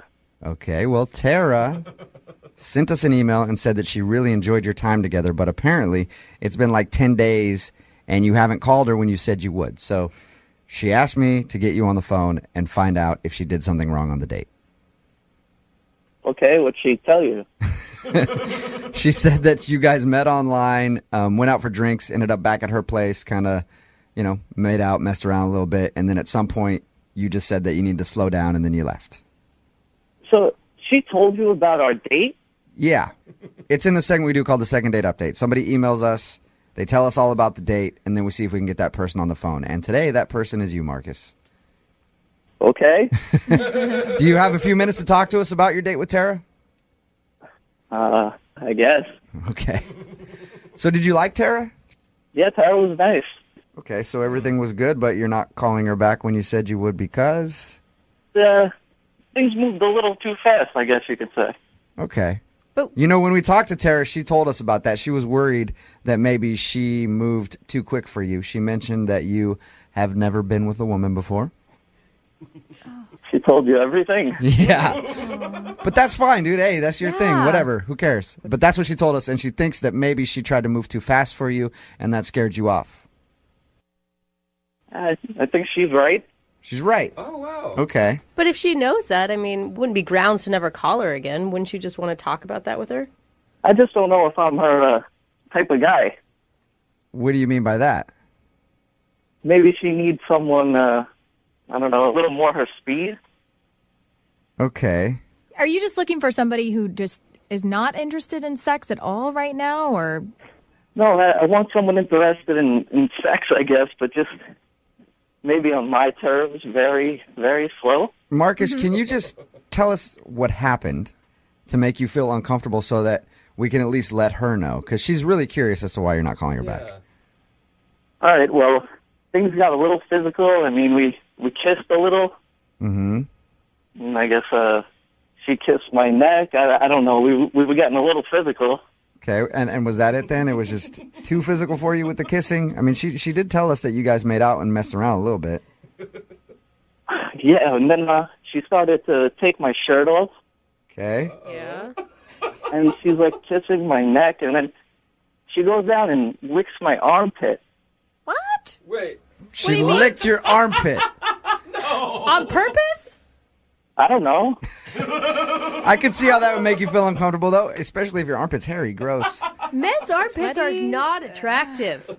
I just can't believe that would be intentional. Well, I guess it was kind of on the side of my armpit, like in the area. She was licking like the area. Okay. So you can't really hold that against her then, because it's not like she like grabbed your arm, held your hand in the air, and just licked your pit. Like maybe she didn't mean to do that. Maybe did it totally like kill the mood right then, and you just wanted to stop? It was actually what she did next that really killed the move, and I said, I need to end this. I got to get out of here. Whoa. What could top licking your armpit? Well, she's in that area, and then she comes up and whispers in my ear, "Can I blow air into your butt?" What? Excuse me, what? No. Could you repeat that? There's no way. Can I blow air into your butt? She did not whisper in your ear asking permission to blow air into your backside. Never even heard It was so weird. What is that? Are you serious, Marcus? Marcus, you're 100% serious with me right now. How would you lie about that? I don't know why you would lie. She asked me if she could blow air in my butt. Wow. Is that like a thing that I don't know about? I've Have you ever had I've never heard of that before, but I know a way to find out. Marcus, Tara is actually on the other line listening right now. What? Yeah. And I need to know from her. Tara, did you ask Marcus if you could blow air to his bottom? I don't even want to talk right now. I am mortified. Yeah, this is kind of awkward. Marcus, I did not say that. I did not say anything like that. You didn't say, "Can I blow air into my butt?" Oh my God. No, I don't even understand. Oh my God. Well, Tara, how could Marcus mishear that? I didn't say anything like that at all. I said, oh my God. I was asking if you like it when people blow air into your ear. How do you get... Still weird. Yeah, but how do you get butt... Into ear. I heard, "Can I blow air into my rear?" Are you... Oh. So you thought she said, "Can I blow air into your rear?" Yeah, that's what oh man. That's amazing, Marcus. He is a virgin. You must have been so shocked when you heard that. If somebody had asked me that, "Can I blow air into your rear?" I wouldn't have known what to say. What do you say to that? I just had to get out, I guess. We don't blame you for that one. Yeah. I am, first of all, I'm mortified that you went a week thinking that I had said that to you. I was trying so hard to be respectful, and because I really like you, and I've been so embarrassed because I thought you thought I was just going too far, and I guess you did think that. Yeah. I guess it's my fault then. I mean, Yeah. Just a failure to communicate. Yeah. Just bad communication there. That's what it is, because Marcus, I really like you. I think we had a really good date. no, I had a great time until you told me you wanted to blow air into my butt, and that's when things got out of hand. Well, now that you know she didn't tell you that, Marcus, would you like to go out with Tara again? I will pay for a second date for you guys. Absolutely. I mean, as long as there's no blowing air into rears, I'm there. Yep. Tara, can you guarantee me? I don't know if anybody's ever asked you this before you go on a date, but can you guarantee me, Tara, that you will not blow air into Marcus's backside? Unless he asks for it, but other than that, no, I will not. All right, Marcus, you have the no air in the bum guarantee. Yes. And you guys are going to go out on a second date, okay? Thank you. Yeah. Congrats, you guys. Congratulations, Tara. You got your second date. Yay, thank you so much. Yeah, see, that's why we have second date updates, to fix these kind of problems. Yes. You know? Brooke and Jubal in the morning. Sending lots of text messages in at 78592 about today's second date update. Lots of them with the hashtag blow air in your butt, which I like. Nice. If you missed today's second date update, you have to go online later, listen to it at MOViN925.com. Just a few of the text messages that came in, though. This second date update was the funniest thing I've heard in a long time. Another one that says, "What's wrong with that guy who wouldn't want to be treated like a balloon?" And I agree. I absolutely agree. Gross. And another one that said, "I'm totally going to ask my boyfriend tonight if I can blow air in his rear." Oh, my God. If you're confused by what I'm talking about, and you probably are, if you didn't hear the second date update, then do yourself a favor and go online and listen to it at MOViN925.com. And then when you do listen to it, share it on your social networks with the hashtag blow air in my butt. We're All right? single-handedly going to start that trend. Yes, we are. Oh, God. It's MOViN925.com. MOViN 92.5.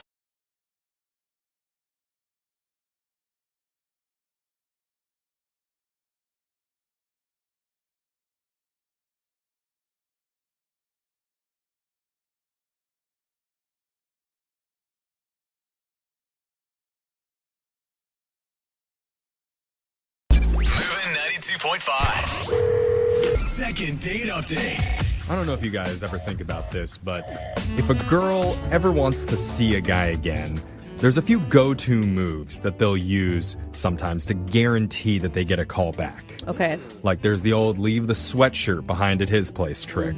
Oh. And then when it happens by accident, you're like, oh. Yeah. Now I just have to say goodbye to it. Or you fake like you sent a text to the wrong number. You know, Oh. like, oops, oh, sorry, I didn't mean to send it to you, but hey, now that we're talking. Hey, you. It's not a bad move. And then, of course, there's leaving a positive pregnancy test in the wastebasket of his bathroom. What? He's- That's like entrapment or something. Well, no, he's definitely want to call you, and he's probably going to have some questions and maybe want to meet up again. Yeah. Or I'm if just- he leaves town and he's a terrible father. Well, I'm just saying the last thing you want to do is be honest. Okay, or And- the last thing you want to do is fake a pregnancy. I don't know. You always want to be honest, Jeff. I'm saying, just try it. It works. And the guy in today's phone call thinks his date may have tried a little cat and mouse game with him to end up back at his place. And he was completely cool with it. His name is Nate. So what's up, Nate? Tell us about the girl that you want us to call today. What's her name? Her name is Chanel. Okay. Ooh, Chanel. Very fancy, high Yeah. end. Where did you meet Chanel?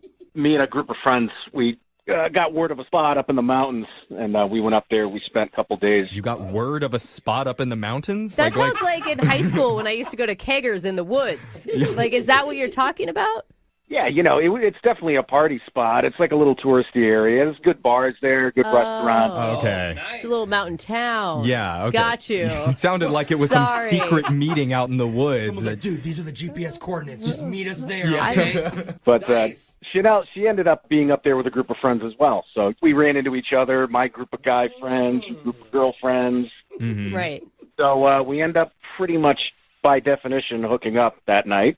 What do you mean by definition? What definition do you have? Well, some people might have different definitions of hooking up. So what's yours? Well, are we the home run? Are we where are we at? We're asking you. No, I don't understand your analogies.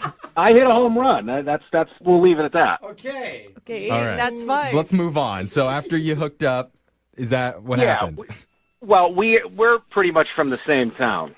So we ended up kind of exchanging numbers, and, you know, I got back home, gave her a call. Well, we chatted for a bit, and then we kind of set up a time and a date to go out and hang out. So Okay, so how was that?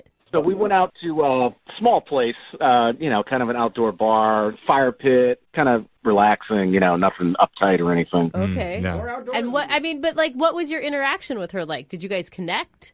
Yes. So hung out, had a couple drinks. We got to know each other a little better through talking to each other. Oh, that's good. That's nice. There's a positive. Okay. So it got around like 10 o'clock. We got back to her place. I was dropping her off. And, you know, I'm going to wait until she gets inside so I can kind of see her door from where I am in the truck at her apartment building. She's not getting in. So she comes back down, and she says she's locked out. Oh, you think that's an excuse? Yeah, well, I don't know. I mean, she had two roommates. She said both of them weren't home. Both of them weren't answering their phone. So I'm kind of like, I see where this is I going. don't know, man. I mean, if you're a girl, wouldn't you think your roommates would Nate, kind it of doesn't like... have anything to do with her being locked out. She wants to hook up with you, man, and you didn't ask her. You already hooked up once. She assumed, dude. I mean, that's the assumption, right? Yeah. Like, if you've already done it once, you're going to do it again. Well, we didn't really hook up. We just, you know, we hooked up, remember? Oh, right. Now I'm more confused again. Okay.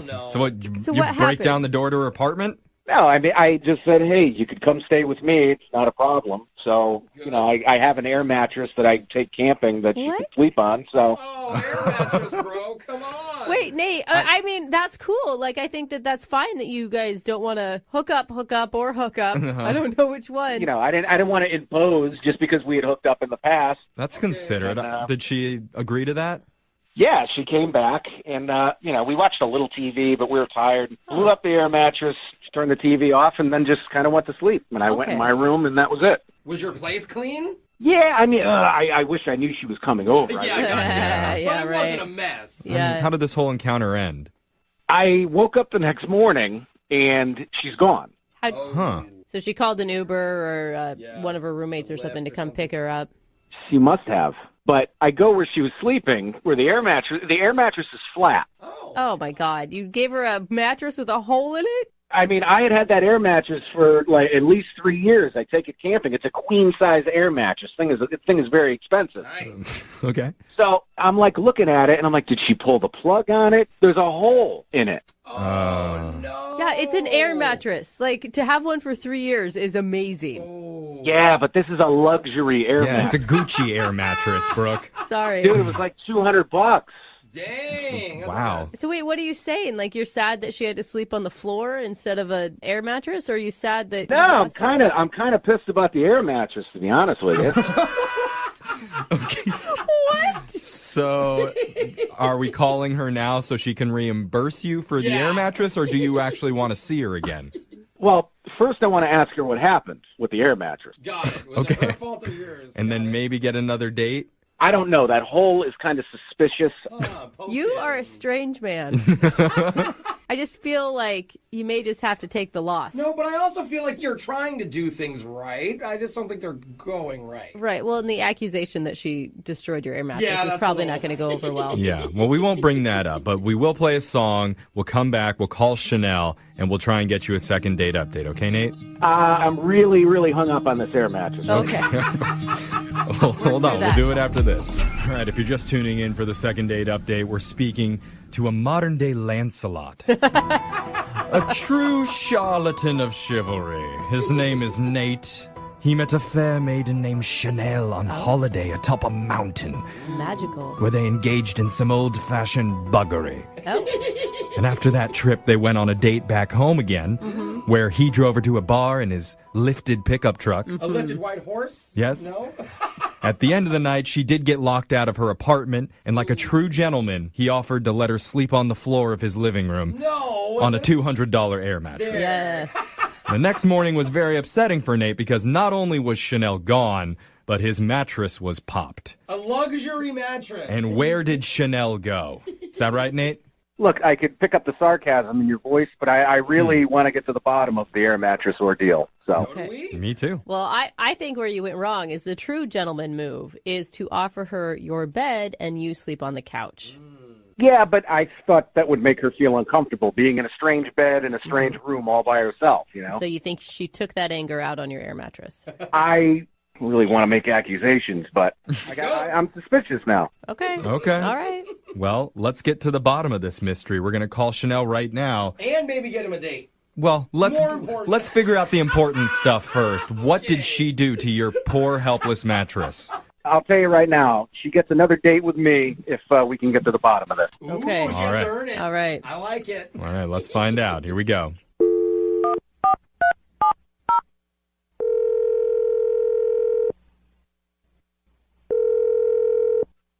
Hello, Hi, can I speak to Chanel, please?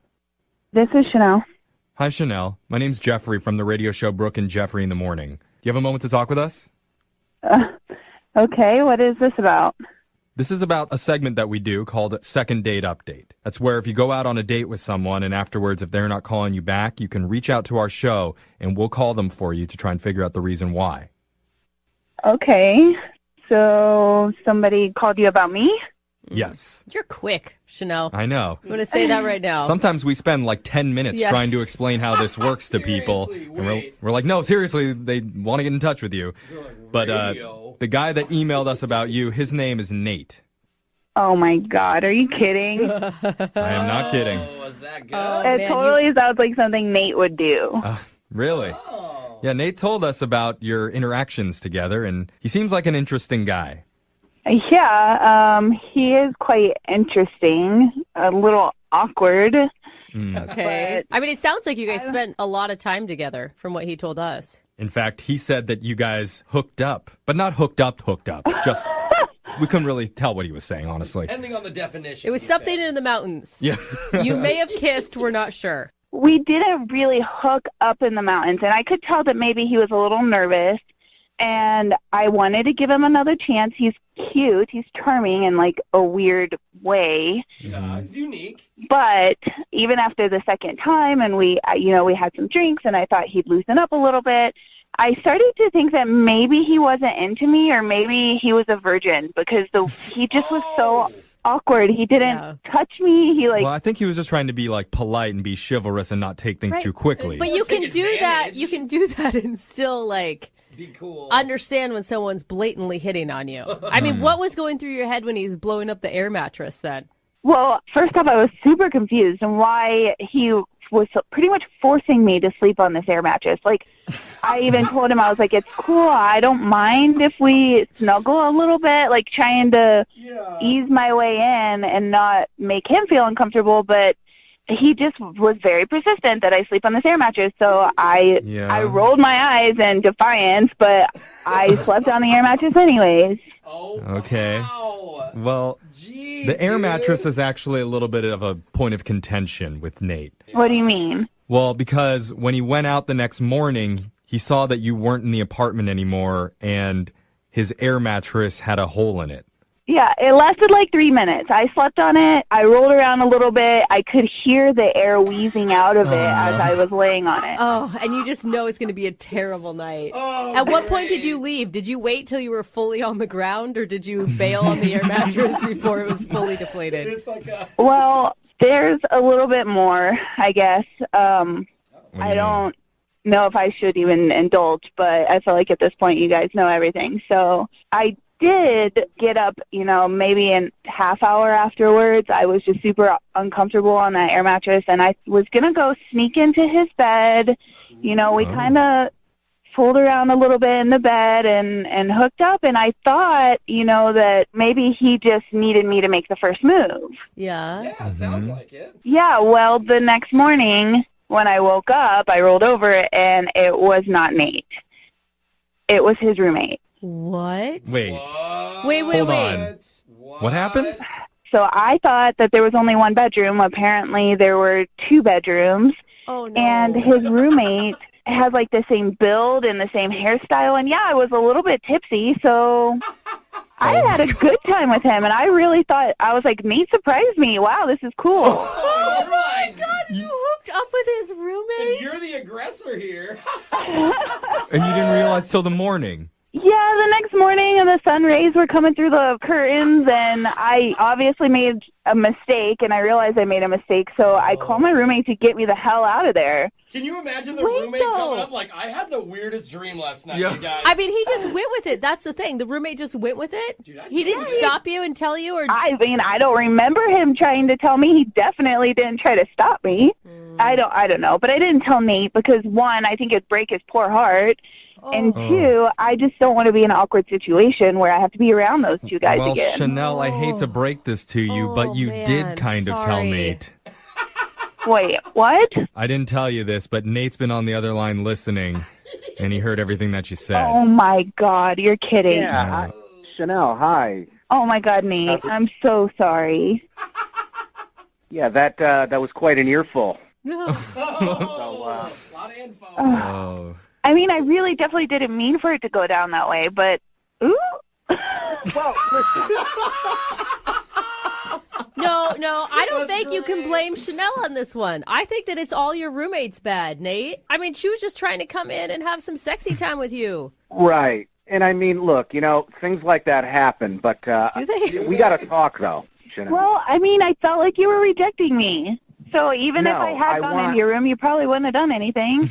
No, listen, hey, it happens to the best of us. I want to talk about, the air mattress that you were sleeping on? No. Wait. Yeah, the air mattress that deflated 5 minutes into me laying on it. I wouldn't even call it sleeping. No, there was a hole in that air mattress. Obviously. I'm just curious as to how that happened. Nate, you don't care about her hooking up with your roommate? No, I mean, hey, what are you going to do, man? But I want to know What happened? Did you have something sharp in your pockets? Did you sleep with I your pants didn't on? even have pockets, Nate. I was wearing a dress. I didn't have pockets. I don't have any sharp jewelry. If you really think I popped that air mattress, you're delusional. Nate, the description sounds like it was not in the best shape. That's a $200 air mat. I've been taking that camping for 3 years. There was nothing wrong with it. So do you think that maybe it got a hole in it and those many times you were taking it camping? I can't believe you're blaming me for this. I'm twice the size of you, and it was fine when I slept on it. If you knew it was deflating, why didn't you come and get me? You should have woke me up. She tried. Yeah. She tried to come and get you. Nate, I just really don't understand. Like, did you hear what I said? I hooked up with your roommate last night. Did he say anything to you? No, I mean, well, he started a conversation about you, and then we kind of just, And then you went on a tangent about your stupid air mattress that was already deflated before you gave it to me. Well, him and I went over and looked at it, and we were trying to figure out a way we could patch the hole. I mean, you came up in conversation, but Wait, so did you know? Wait, did you already know that this happened, Nate? I actually had no idea that went down. But I want to get back to the matter at hand here. I need you to really, really just think back to that night. I mean, as much as you could possibly remember. Okay, Nate, you know what? I think we're running out of time to learn all the details about your mattress. At this point, there's probably no good time to do this, but let me just ask. Chanel, would you like to go out on another date with Nate? We'll pay for it. You're kidding, right? I wish I was, but I have to ask you that. No, thank you. Yeah. But if you can get his roommate's phone number for me, I might try that again. Yeah, he sounds fun. Nate, could you email us your roommate's phone number, perhaps? Whatever, I'll give you his number. But you know what? I'm a little angry because you guys are supposed to help me out today, and we couldn't get to the bottom of what I want to get to the bottom of. I mean, yeah, you're right. No, your roommate got to the bottom first. Yeah. Brooke and Jubal's second date update.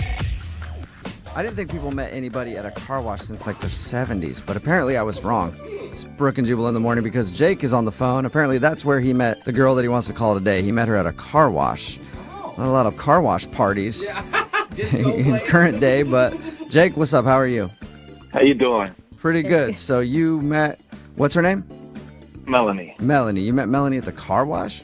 Yeah. How'd that happen? I'll be honest with you. I was driving and then I saw this fundraiser car wash and there was a lot of pretty girls out there washing their cars and I thought, Okay, you know what? Oh, so you saw a charity car wash and you wanted to perv out for a bit. Wait, hold on. This isn't like a high school cheerleading squad, right? Because those are the only people I ever see doing charity car No. washes. At least they didn't look like that. They looked, overage. They looked legal.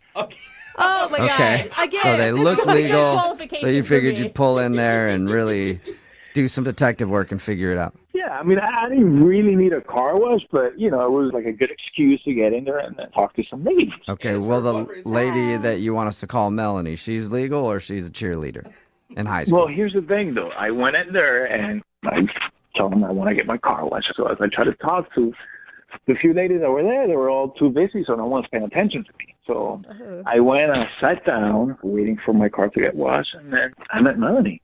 Now, was she washing cars or was she also getting her car washed? No, she was waiting. She was waiting for her car as well. Okay, so you just struck up a conversation with her. I sat down next to her. I was kind of like bummed out on my phone, and then she's like, "Oh, there's some really nice shoes you got."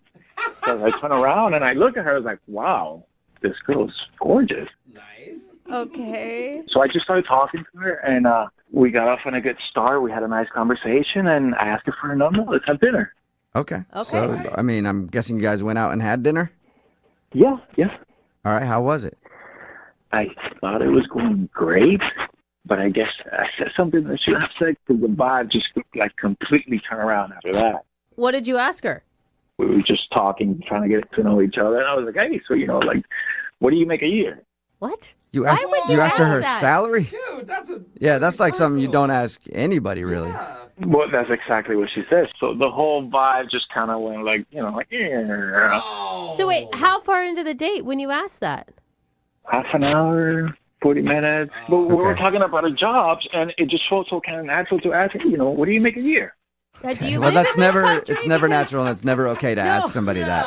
I mean, it's kind of like the unwritten thing that you don't. You wonder, but you don't ask. Yeah. I mean, it's even uncomfortable sometimes for me to ask my husband how much money he makes. Yeah, and I try to make it better by telling her how much I made. I was like, okay, you know mine. Well, what's yours? And nothing. She wouldn't say anything. She would just look at me like I was crazy. Yeah, you kind of are. I was like, come on, it was just a question. I was nervous. I didn't know what else to talk about. I just wanted to keep the conversation going. So that was the first thing I thought. All right. How are you going to continue that conversation? Either like a good for you or a let me give let me give you some tips on how to make more. Like, do you make a lot of money yourself? Like when you told her your number, is it normal? Is it impressive? Where are we at? Now you're asking, Brooke. Well, I mean, we're talking about it. Well, you know, it's decent. Okay.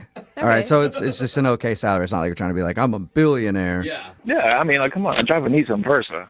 All right. So I think that's okay then, like, because it could have come off as you being braggadocious, but like you weren't able to recover ever.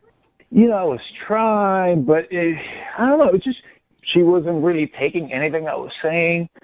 So I don't know. I mean, I really think I messed it up. Well, how did you end things with her? Well, I paid for dinner. Then she gave me a kiss on the cheek. I was hoping for a little bit more, but you know, based on my my behavior, I guess I got what I deserve. Yeah, it's a pretty rude question, man. I've been calling her, trying to text her, but I just nothing, no text, no call, no. Maybe she doesn't make enough and her cell phone bill got turned off. Her cell phone got turned off. You never know. Have you had a chance to apologize to her? No. But if you guys can help me out, I would definitely give her my best apology. Maybe I can get a second date. Okay. Well, we'll play a song and then come back and call her and get your second date update, all right? Thank you. All right, hang on. MOViN 92.5. Brooke and Jubal in the mornings. Second date update. There are certain things you should never ask somebody on a first date. You probably don't want to ask about politics. You don't want to ask them if they were to suddenly go missing, would anybody look for them? Yeah, thank you. And you probably don't want to ask them how much money they make. And that's the problem that Jake made, who's on the phone for a second date update right now. He went out with a girl named Melanie. They met at a car wash, had dinner together, and he thinks that he screwed it all up because at a certain point, he asked her how much money she made. And from that point on, the date went downhill. She left. She did end up giving him a kiss on the cheek, but she hasn't talked to him since. All right, Jake, we're about to call her and find out if that is the reason. Are you ready? Let's do this. Oh my god, that was a heavy breathing. It sounds like you're more than ready. Okay? It sounds like you actually finished. We haven't even got into the second date update yet. You don't even need it. Yeah. Are you good now, or are we right, going to you still make the guys. phone call? Yeah, no, come on. Okay. Okay. I mean, you sound nervous. That's how I took that. A little bit, yeah. Okay. All right. Okay. I think that you're going to be able to apologize to her and she's going to understand. You just stick to the "you made me so nervous" part, okay? Okay. Okay. Yeah, and finish up whatever you're doing before you start talking to Oh her, my because that will gosh. creep her out, all right? But just put your phone on mute while we talk to her so you're not making weird noises in the background, okay? Okay. All right, here we go.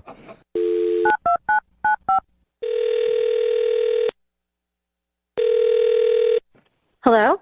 Hi, can I speak to Melanie, please? This is she. Hey, Melanie, how are you? This is Jubal from Brooke and Jubal in the morning. Okay.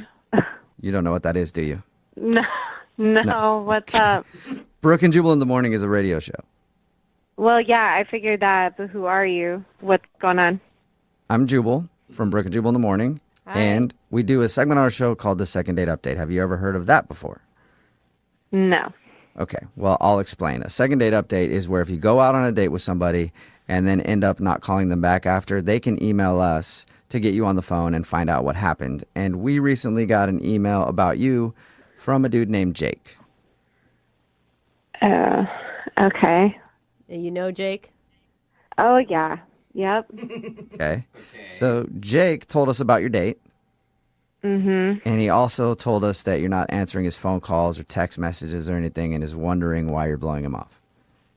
Am I supposed to tell you why? Would love it if you would. So would Jake. He actually wants to know the answer. This is kind of weird, but that's fine. I'll tell you. Okay. This is easy. So, he told you we met at this car wash place. Yeah, he told us all about that. He thinks the reason you're not calling him back is because he asked about how much money you made. Oh. He said that was the moment everything changed. Like you went from being interested to being totally put off. Oh, okay. I don't think it was that moment, although that was a weird one as well. So what was it?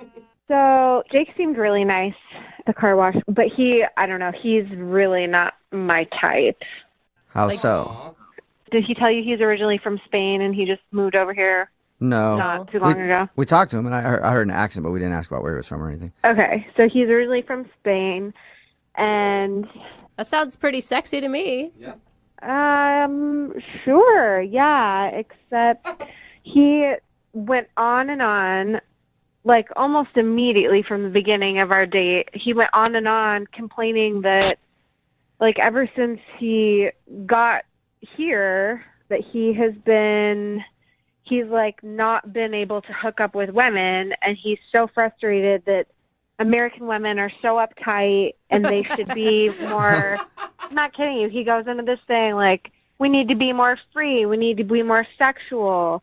Is it weird that I'm he kind of has a point? I don't know. We are kind of a prudish country. I understand that, but this is a first date, and it's the first topic of conversation he's going to bring up, and it was in the creepiest way, all the red flags, all of them. I guess it's weird to complain that you've moved to a country and are having trouble getting laid. Yeah. When you're on a date. Well, it's not like you're hanging out with a buddy. You're like, man, I can't hook up with a girl, but you're like, hey, you want to go out for dinner? By the way, nobody will have sex with me here. That's weird. But it wasn't even you just said that very casually. Okay, that's a very casual thing to say in a conversation and be mature about. But he was smarmy gross about it. Was it the way he was talking? Was it his body language? Could you point to one specific thing that made All him schmarmy? All of the above. All of it. He would go into this, it was almost like a pitch. Back in my home in Spain, women would throw themselves at the floor to me. He was a king or something. It was so gross. I just can't even... You can't, chalk it up to cultural differences. I'm sure part of it is that, but like I said, there's a way to have a conversation about that without making it creepy and weird. It was weird. I wish you could have been there. I really do. I really do. Because I've been around creepy dudes. I've never felt this uncomfortable. Really? It was just, you just have this feeling, this instinct. I can't really describe it. And it was just I shouldn't be here. I gotta go. Okay. Okay. Well, that's not good. You probably don't want to be here either, Melanie, because Jake is on the other line listening and wants to talk to you. Oh, my. Oh, okay. He's listening right now? Unless he hung up. Jake, are you still there? I am. Oh. Okay. Huh? So, is it my accent? No, Jake, I think it was the fact that you were talking about not being able to hook up with American chicks. And what's wrong with that? Well, it's a date. You're on a date, It's just in America we don't talk about sleeping with other people when on a first date.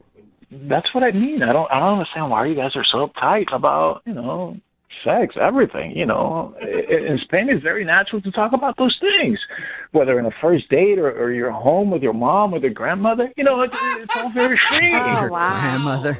Grandma, when is the last time you had sex? I like his liberated point of view in terms of it's natural, everyone does it. Mm-hmm. But are you hearing what she said about being uncomfortable? I gotta say, I was very surprised. I was very shocked. Spain women love all that kind of talk. Please accept my apologies. I'm a very sexual person. I'm very free when it comes to that. I was hoping maybe you'd be in the same way and not so, antiquada, like an antique kind of thing, Listen, I think most people are sexual beings. It's part of our human nature, but there's a respectful way to do it, and you cross those lines immediately. I have no interest in seeing you. I don't even know. Really, Melanie? Wait, so are we kind of lost in translation kind of thing? Because if I was alone with you, I would do things to you that you can't even think of, I treat you like my princesa. Princesa! No. Did you hear what I just said? It doesn't work. It doesn't work that way. You're not being a respectful human being. Melanie, I think you're being a little too uptight. Maybe that glass of tequila will help you calm down a little bit and come out on a second date with me. Okay. I mean, if you were to give him like some tips on how, if he got to redo it, I mean, what would you want him to do differently next time? Be a different person. I don't know. Might be kind of tough to do. Man, you got to free yourself up. You're like in a cell. You're obstructing yourself from liberations and freedom of sex, whether it's with men or women or both at the same time or multiple. Whatever. Just get after it, huh? I was just trying to help. I'll be fine without you. Thanks. Are you sure, Melanie? Would you like to go out with Jake on a second date? We will pay for it. Absolutely not. Okay, I didn't see that coming at all. Melanie, I mean, fine. Look, I get it. I understand. You're not as sexually liberated as I am. You're not as sexually free as I am. But maybe you can guide me in the right direction? Or might you have some friends that are more sexually liberated than yourself? What? Now he's going to ask to meet my friends. You guys. Well, it's a little frustrating because no one will sleep with me here. Come on, Melanie, can you hook him up? You have any friends that might sleep with Jake since he's having trouble? I think I'm going to save all my friends the headache and just say no. Absolutely not. Well, all right. So, Melanie, thank you for your time, Jake. I'm sorry no second date, but, you know, we do have a lot of American women who listen to this show. Is there any last-minute plea you'd like to put out to them?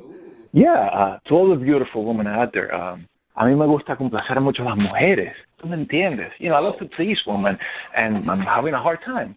Yeah. I actually Well, with that Spanish you just dropped right there, Jake, done. I'll sleep with you. Yeah. It's good. We're good. Okay, thank you, but if there's any women that are interested, We'll send them your way, Jake. Take care, man. Brooke and Jubal in the morning.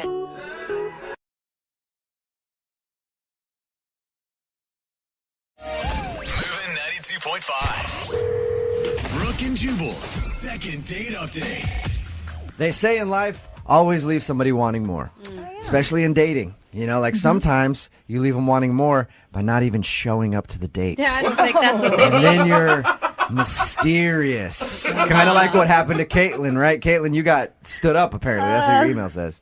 Yeah, I did. All right, first of all, tell us a little bit about where you met this guy. Well, I tried online dating, and I'm very new to it. I haven't done it before, but friends talked me into it, and I went on a few dates, gave it a try, nothing special.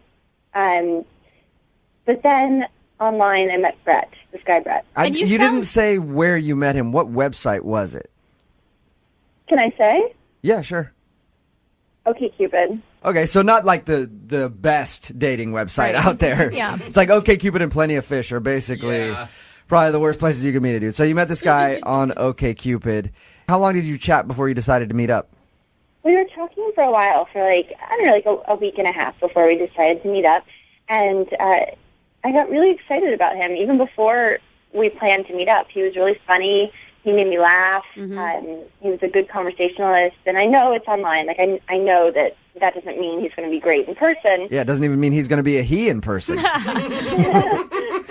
I was just surprised to, I was surprised to be enjoying talking with someone that much. So I was really excited to meet him. So what were you supposed to do? Just go to dinner?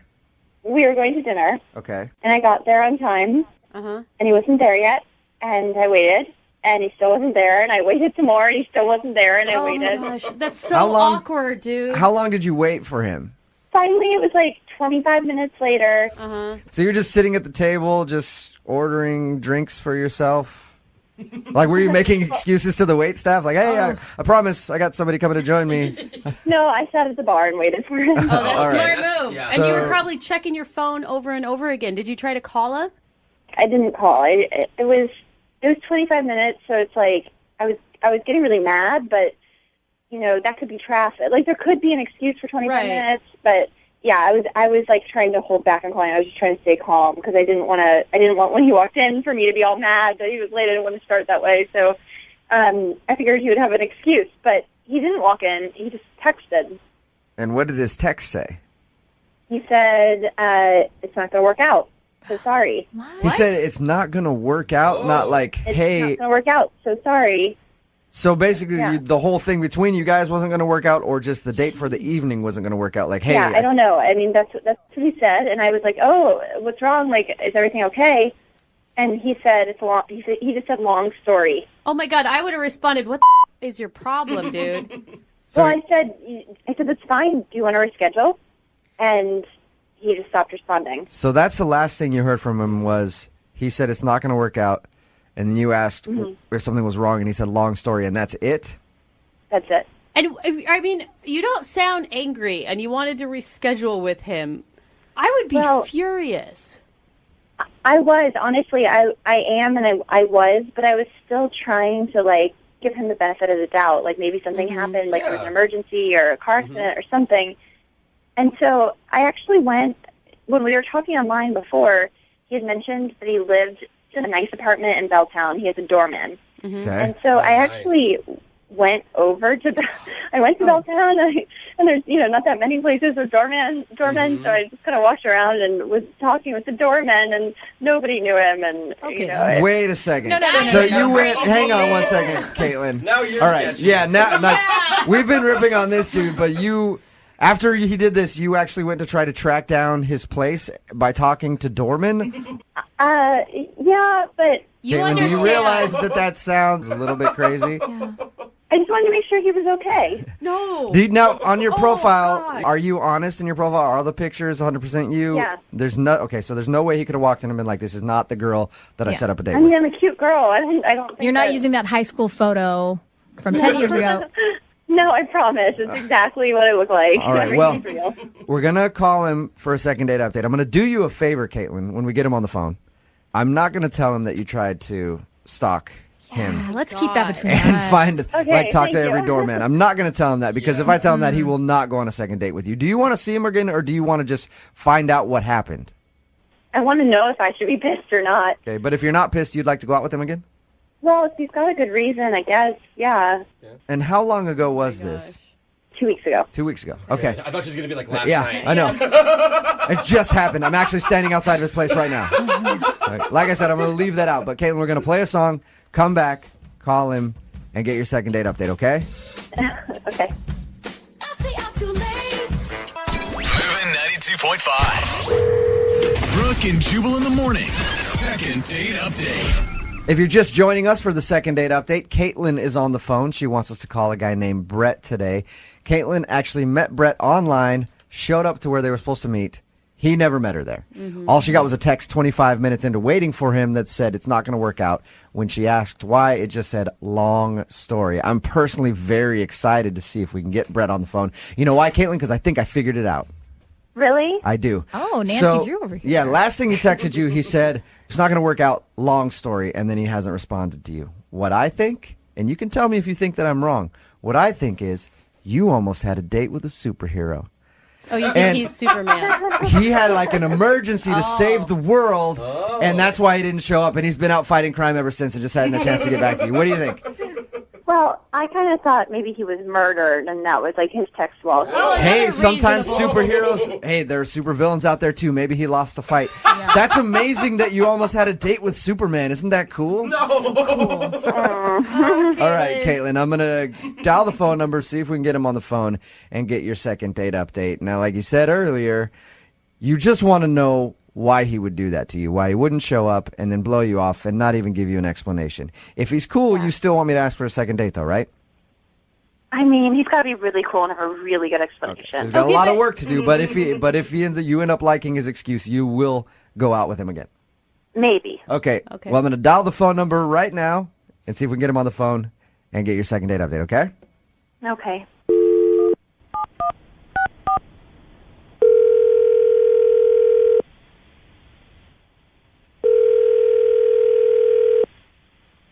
Hello?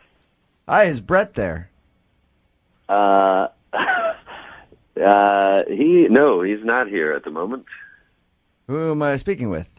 This is his roommate. Okay. Who is this?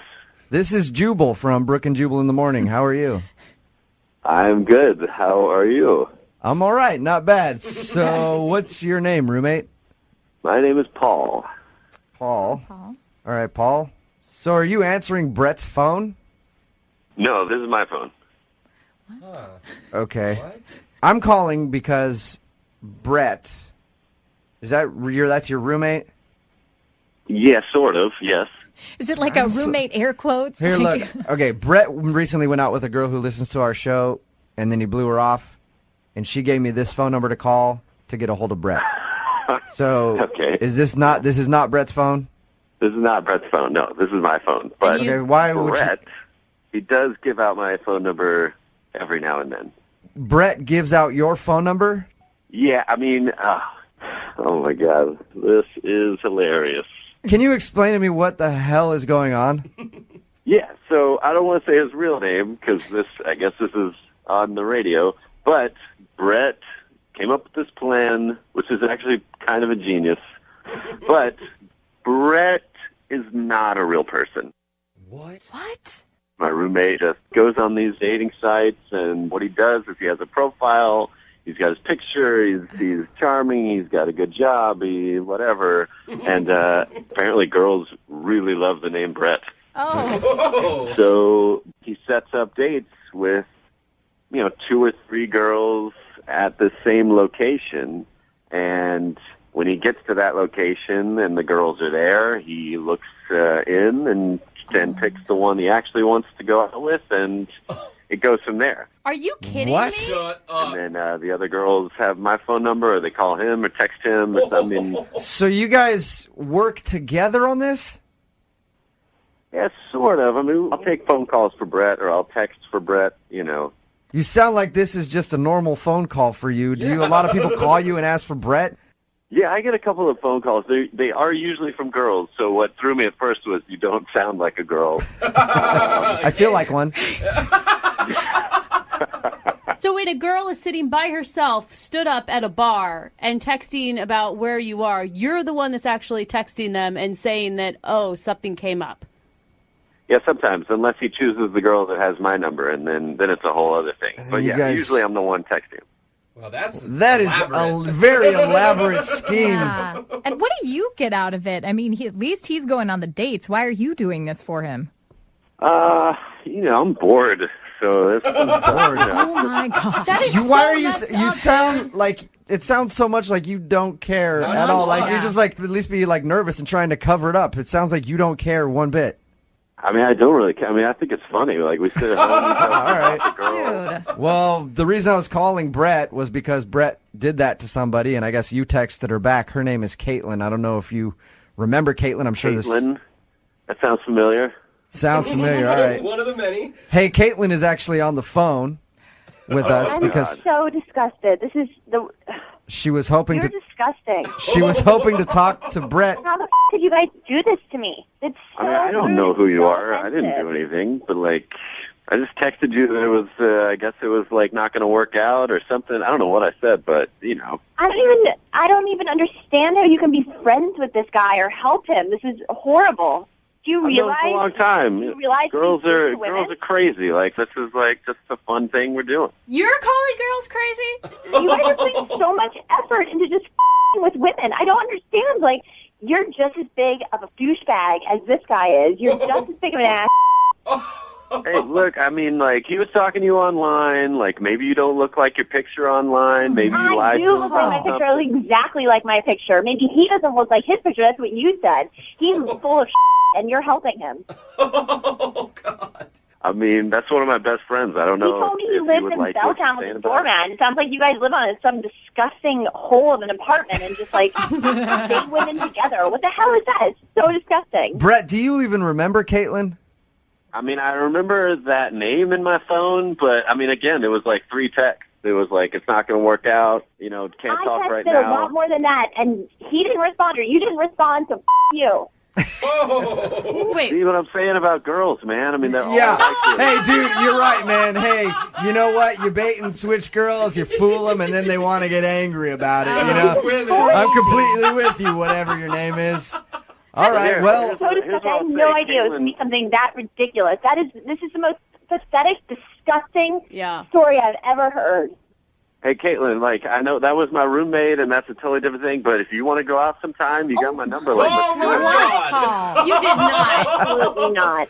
He's got balls. Never in your wildest dreams would I go out with you, you pathetic piece of Yeah. Are you sure? I mean, it sounds like a sweetheart. I mean, we can text. I got your number now, Caitlin. Like, let's talk about So it. gross, dude. All right, hey, So disgusting. Paul or Brett or whatever your name is, man, thanks for being honest at least. Yeah. I mean, No problem, man. Honesty is the best policy, right? yeah, dude. You're right. You're a moral, upstanding citizen, my friend. Try to be honest with the women from now on, buddy. Yeah, I'll be sure to do all that. All right. Oh my gosh. you're Thanks, so Brett, gross. or thanks, Paul, or I don't even know what his name is What's his anymore. face? Who cares? It doesn't matter. He's gone. Caitlin, I'm so pissed off. That was ridiculous. understandably. That's Yeah. ridiculous. Yeah, I think that might be the biggest D-bag we have ever talked to. Not even in a second date update, just on the show in general. But thank God, Caitlin, that you weren't the one that he actually chose and you never found out about all this. I know. I'm never online dating again. They've ruined it for me. You know what, Caitlin? I don't feel like this second date update is done. I'm going to make it my mission to get this guy's real number, whoever Brett is, What? and so we can do another second date update for you. Do you want to do that? No. No? Well, but maybe he has a good excuse, and then you guys could go out like we were talking about earlier. No way. Not in a million years. Brooke and Jubal in the morning. We taped that second date update my yesterday, gosh. and we were at an event last night, and I was telling everybody there when they were like, hey, I love the second date updates. I was like, you have to listen to tomorrow's second date update, the biggest D-bag ever. A lot of texts in at 78592. Nobody really giving the guy credit. No surprise there, right? Yeah. They said, that is Brett. I don't believe him. A lot of people think that is actually Brett, the guy that's been that he's- fooling girls or okay. making a bunch of girls show up to a bar and then picking which one looks the hottest and then blowing off the others. I believed his roommate story. I mean, it was Really? so elaborate He's- that why would you? Yeah. Yeah, it seemed like there was way too much to it. Yeah. Another text in at 78592. What a bunch of D-bags. It's a-holes like that ruin dating for good guys. It is true. Listen, I don't subscribe to a bro code, right? I don't know, whatever, man. all Yeah. right? But I do have one thing that I subscribe to that is my bro code, all right? It's don't screw over chicks. Don't cheat on your girlfriend and don't just because you know what? You might think about it. I know you Don't guys do all the things Well, no, that no, I've done I in my have- past Yes, relationships. I've done it in the past, and that's why I'm saying don't do it He's because I evolved, know how okay. it is, right? So you do that to a girl, right? You might not care about the chick, whatever, okay? That's you. But eventually, she's going to meet some dude that cares about her a lot, and she's going to have to baggage in that relationship, Amen. and it's going to make life hell for that guy. Oh, yeah. So that's the bro code. Pay it forward. It's true. All right? Forward. Pay it Treat forward. people with respect. Yeah, That is so such that a you can good pay it lesson. forward to the other dudes. I like it. Yeah, that's my bro code. If you want a second date update, all you have to do is just email the show, Brooke and Jubal at MOViN925.com. We will call the person that didn't call you back. MOViN 92.5 presents Freak Night.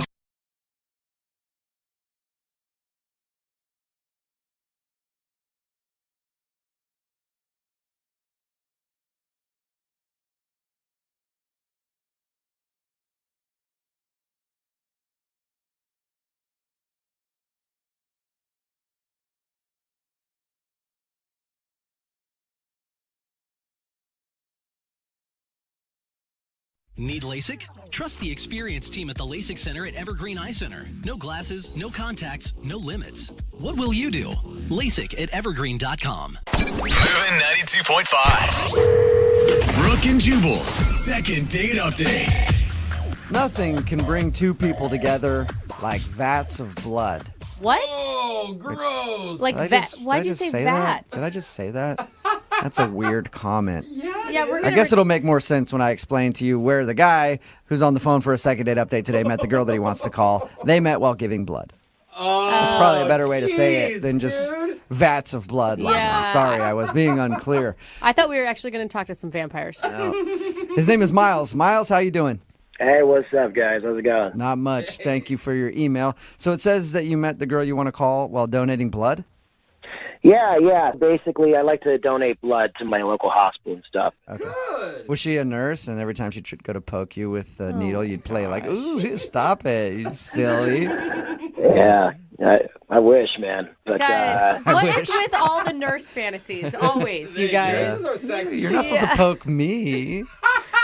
Silly. The nurse was probably a 300-pound, 62-year-old woman. For all Even you guys better. know.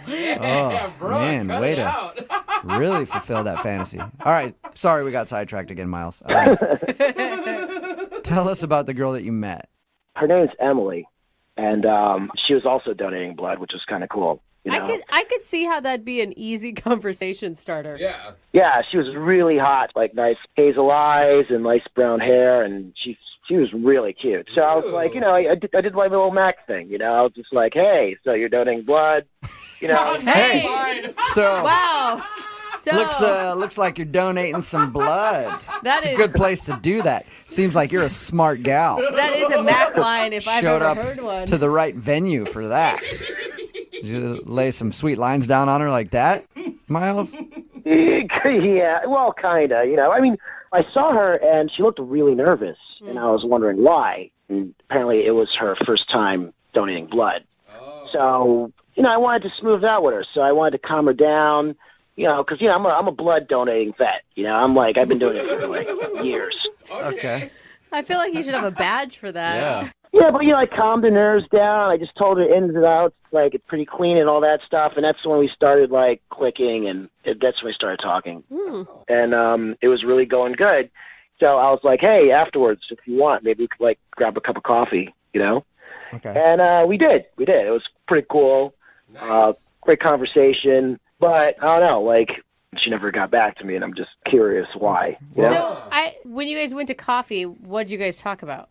I mean, I was kind of loopy, all right? Like, I'll be honest, like, when I get blood drawn out of me, I'm just really like, ugh, you know? Like, I was kind of airy and stuff. All right, So is that why you enjoy giving blood so much? You're like a zombie, I guess, is what it sounds like.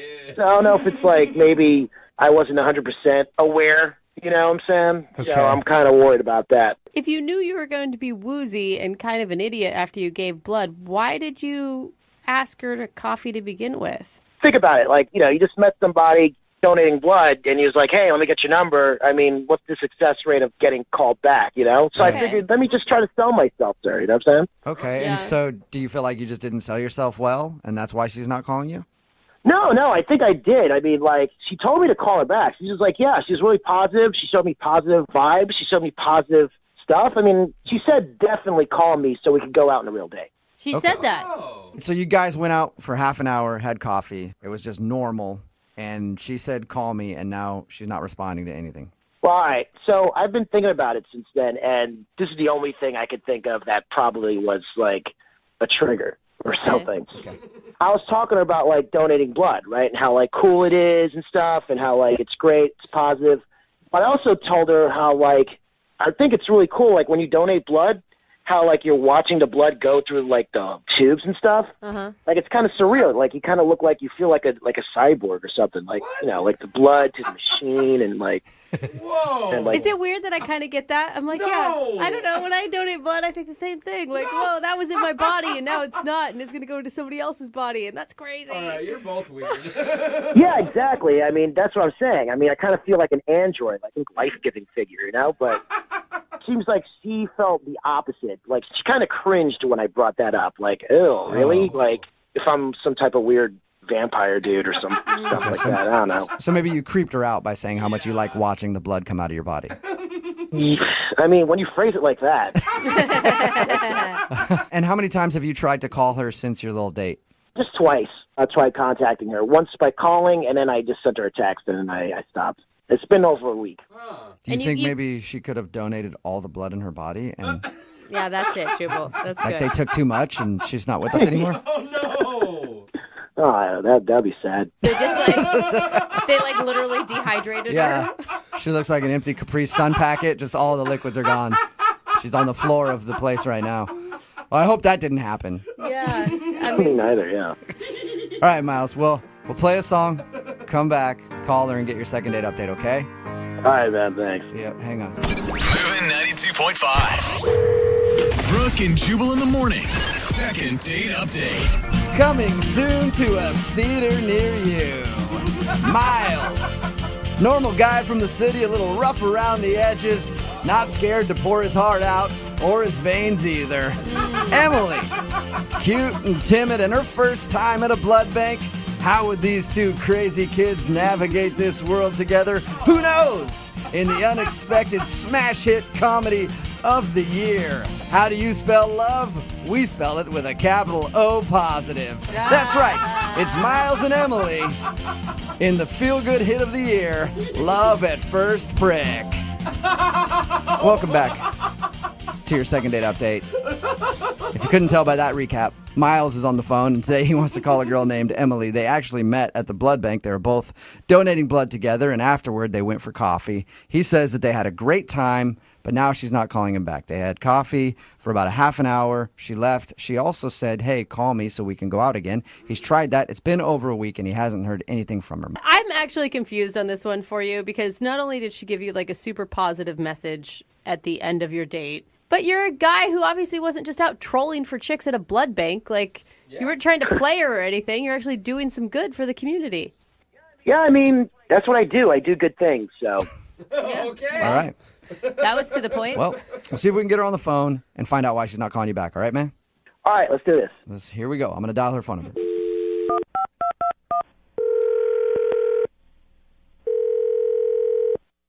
Hello?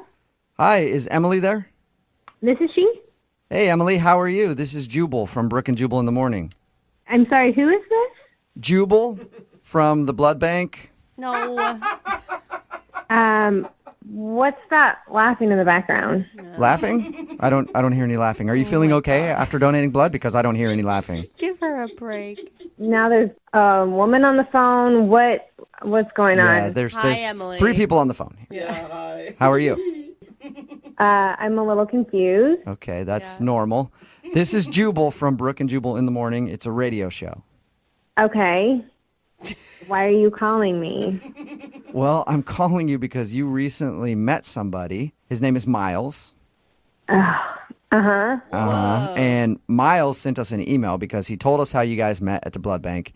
And he told us all about having coffee after. And he said that he really liked you and he was hoping to go out again, but now you're not returning his phone calls. Yeah, I'm not returning his phone calls. But why are you guys calling me? Well, because Miles listens to our radio show, and we do a segment called The Second Date Update. So Miles asked for our help figuring out why you don't want to go out with him again. Okay, I guess it's as simple as I'm not interested. I'm just not interested. Yeah, but why would you? I mean, he sounds like a pretty nice guy. Well, okay, honestly, like he was nice when we first interacted before we gave blood, but it just went downhill from there. And so I'm just not interested. He's just not the guy for me. How you say it went downhill? How did it go downhill? Because according to him, everything was fine. Well, he asked me out for coffee afterwards, and I was like, yeah, sure. So, you know when you give blood, how you've got that little cotton ball, like, wrapped around your arm? Yeah. So we're walking down the street, and, like, literally every single person from, like, the 5 storefronts when we were giving blood to the coffee shop, he's like, check out my arm. Isn't that look cool? It's so great. Look, I just gave blood. Wait, he's saying that to people that you're passing on the street or to you? Yes, to everybody. He's just shouting at people that he gave blood. Right. Like, it just came off as a braggart. Yeah. Like, it was just using every excuse to be like, look how great I am. I've donated blood. All right. I'm a saint. So you don't feel like he was donating blood to actually help out? He was just donating. Right. It was more to get attention for himself. Gotcha. Oh, no. It's not even that. It gets worse. So we go into the coffee shop, and he orders his coffee. Mm-hmm. And I'll be honest with you, like, he paid for mine, which was nice. I'm going to give him props for that. Sure. But when the barista's like, what name can I put on here? He's like, the donator. No. He did not say that. Yeah, and the barista's like, I'm sorry, what? He's like, the donator, and then points to his arm where the little cotton swab is, and is like, I just came from donating blood, so I'm really going to need this coffee to help get my energy up because, I need to help people. The donator. It had to have been a joke. Well, that's what I thought. Like, I was just like, because he was kind of like going on. And so I was like, well, this is just a joke. Like, he's just doing this because he knew that I was nervous. But it, like, was relentless. Like, he's talking to all these strangers on the street. He's telling the barista to give him the name The Donator on his coffee cup. It sounds like a superhero. The Donator. Kind of is. Jubal saving lives, maybe. Well, clearly he thinks he's a superhero. Yeah. You know what? I wonder how we talk to the Donator. Is it like some sort of a syringe signal or something we put up in the air? I don't know. Well, that's why I'm avoiding talking to him, because I just don't know how to talk to the Donator. Okay, well, I can tell you how to talk to the Donator, Emily, because he's actually on the other line listening and wants to talk to you. Are you serious? Hi, Emily. Yeah, Hi. that's the Donator. All right, guys. Can I explain that? Yeah, I think everybody wants you to. I want to hear it. I'm doing good here. I'm helping out people. Like, I want to let people know that, I'm doing a cool deed, If I don't talk about it to everybody, how will they know to do it too? Huh? I mean, come on. Spread the Good word. question. So it's kind of like a PSA. Yeah, like I'm a superhero, the Donator. It's kind of a joke, but it's also like, there's facts and jokes too, So I just want to help people out. Okay. Miles, that is such a turnoff. And How's that a turnoff? Because you're putting people in a position of then all of a sudden have to be like, wow, congratulations, way to go for being a good human being, instead of you. What's wrong with that? Because it's cocky and it's arrogant. Like, It's confidence. What's wrong with confidence? What's wrong with confidence of doing a good confidence deed? and cocky. You know what? Do you remember you asking me? I will never forget this. This is so disgusting, you guys. Do you remember what you said? You asked me, where do you want your blood to go? You're like, well, I hope my blood goes to some f***ing sicko so he can turn his life around. What?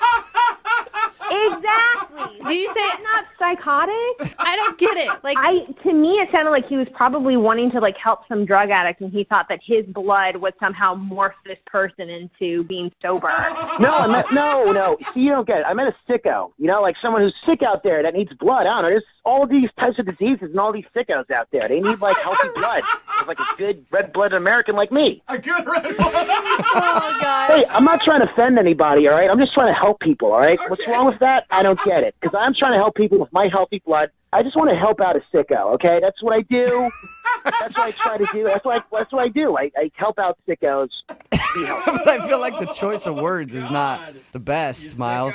You make it sound like you have magic blood in your veins, like this super healing, wonderful power that is above regular human beings, that your blood is so much better than anybody else's blood, and therefore if anybody gets your blood in their body, oh my goodness, all their woes are fixed because Miles donated blood. That's crazy. Yeah, I do believe that. I do have great blood. Last time I donated blood, they're complimenting me, saying that my blood was probably the best blood they had all day. Do they actually say? I haven't been able to donate blood because I've had tattoos, but I think so. Do they compliment your blood? If you have a universal blood type, it can go to help a lot of different people. That's what he said. My red blood cells were through the roof. My white blood cells are amazing. So I just want to help out sickos out there, okay? People need good blood cells. Emily, I gotta say, there's something kind of lovable about Miles. Really? I mean, if why you don't guys you go out with him? Well, I don't want to go out with him. I could see where the blood thing got a little obnoxious. But if you guys had met under different circumstances where he wasn't praising himself the entire time, do you think that you would have still been attracted to him? I mean, is he even capable of not praising himself the whole time? I mean, we had this great interaction up top before we gave blood, and then it just all went downhill. And even talking to him now, it's still all about him. And it's been 5 minutes of knowing this guy. I think it's a lot about sickos too, personally. But hey, it's not just about me, Emily. It's also about you. You should take pride in your blood. Your blood is good. It's healthy. You're in the same boat as me. So don't act like you're better than me. I'm not saying that I'm better than you, but I don't need to brag. You just do a good deed because that is the reward in itself. Wait. This is your first time donating blood, right? It's your first time donating blood? I've donated blood over 12 times. Whoa. Miles, that's crazy, man. That's awesome. You know what, Miles? You are so right. You are just phenomenal and amazing, and you only deserve the best blood to be in a woman that you're choosing to date. And I just don't have that because I've only donated one time. I'm not a 12-time donator. You're not worthy. Yeah. So I'm just not, I don't think I'm the girl for you. I don't think I'm good enough for you. Well, Emily, let's get an official answer on that because I have to ask this question first. Emily, would you like to go out on a second date with Miles? We will pay for it. You know, I just think I'm not good enough for him. So I think I'm going to have to pass. You know what? I get you're being sarcastic. I get you're just trying to look cool on the radio, but you can't tell me we didn't have a great connection while we're talking. No, we did not bond. We did not have good times. You had a good time fluffing your ego and talking about yourself and getting attention for donating blood. It was not good, comfortable for me at all. I was nervous. And you made things weird. You made things weird. I'm weird. I'm weird. I'm saving lives, honey. So, I don't know. Oh, wow. Brooke and Jubal in the morning. Text in at 78592. This is honestly, if I was sick and I needed some blood, I would not want that guy's blood for fear that it would make me an arrogant a-hole, too. If you missed today's second date update, this dude named Miles wanted to call a girl named Emily. They met at the blood bank. They were actually giving blood. It was her first time. He's done it a lot. And the reason that she wasn't calling him back is after they donated blood, they're like, let's go down and get some coffee. And the whole way that they were walking to the coffee shop, he was bragging to people, just random strangers on the street, about how he just gave blood. He even asked for the barista to call him the donator when they called out his name, and he just couldn't stop bragging about how he gave blood and how awesome his blood is, and how he couldn't wait for some sicko to get his blood so that they could have his powerful blood. It sounds like a pretty cool superpower, though. It does. Like the donator. Donator. She decided that she did not want to go out with him again because he's a little arrogant. At least he was arrogant about good things, I Yeah, suppose, I mean, at least he's still giving blood. Yeah, it's not like he's arrogant about his good looks or anything like that. Just making sure that everybody knows he is the donator. Remember, if you want a second date update, all you have to do is email the show, and we will call the person that didn't call you back. MOViN 92.5.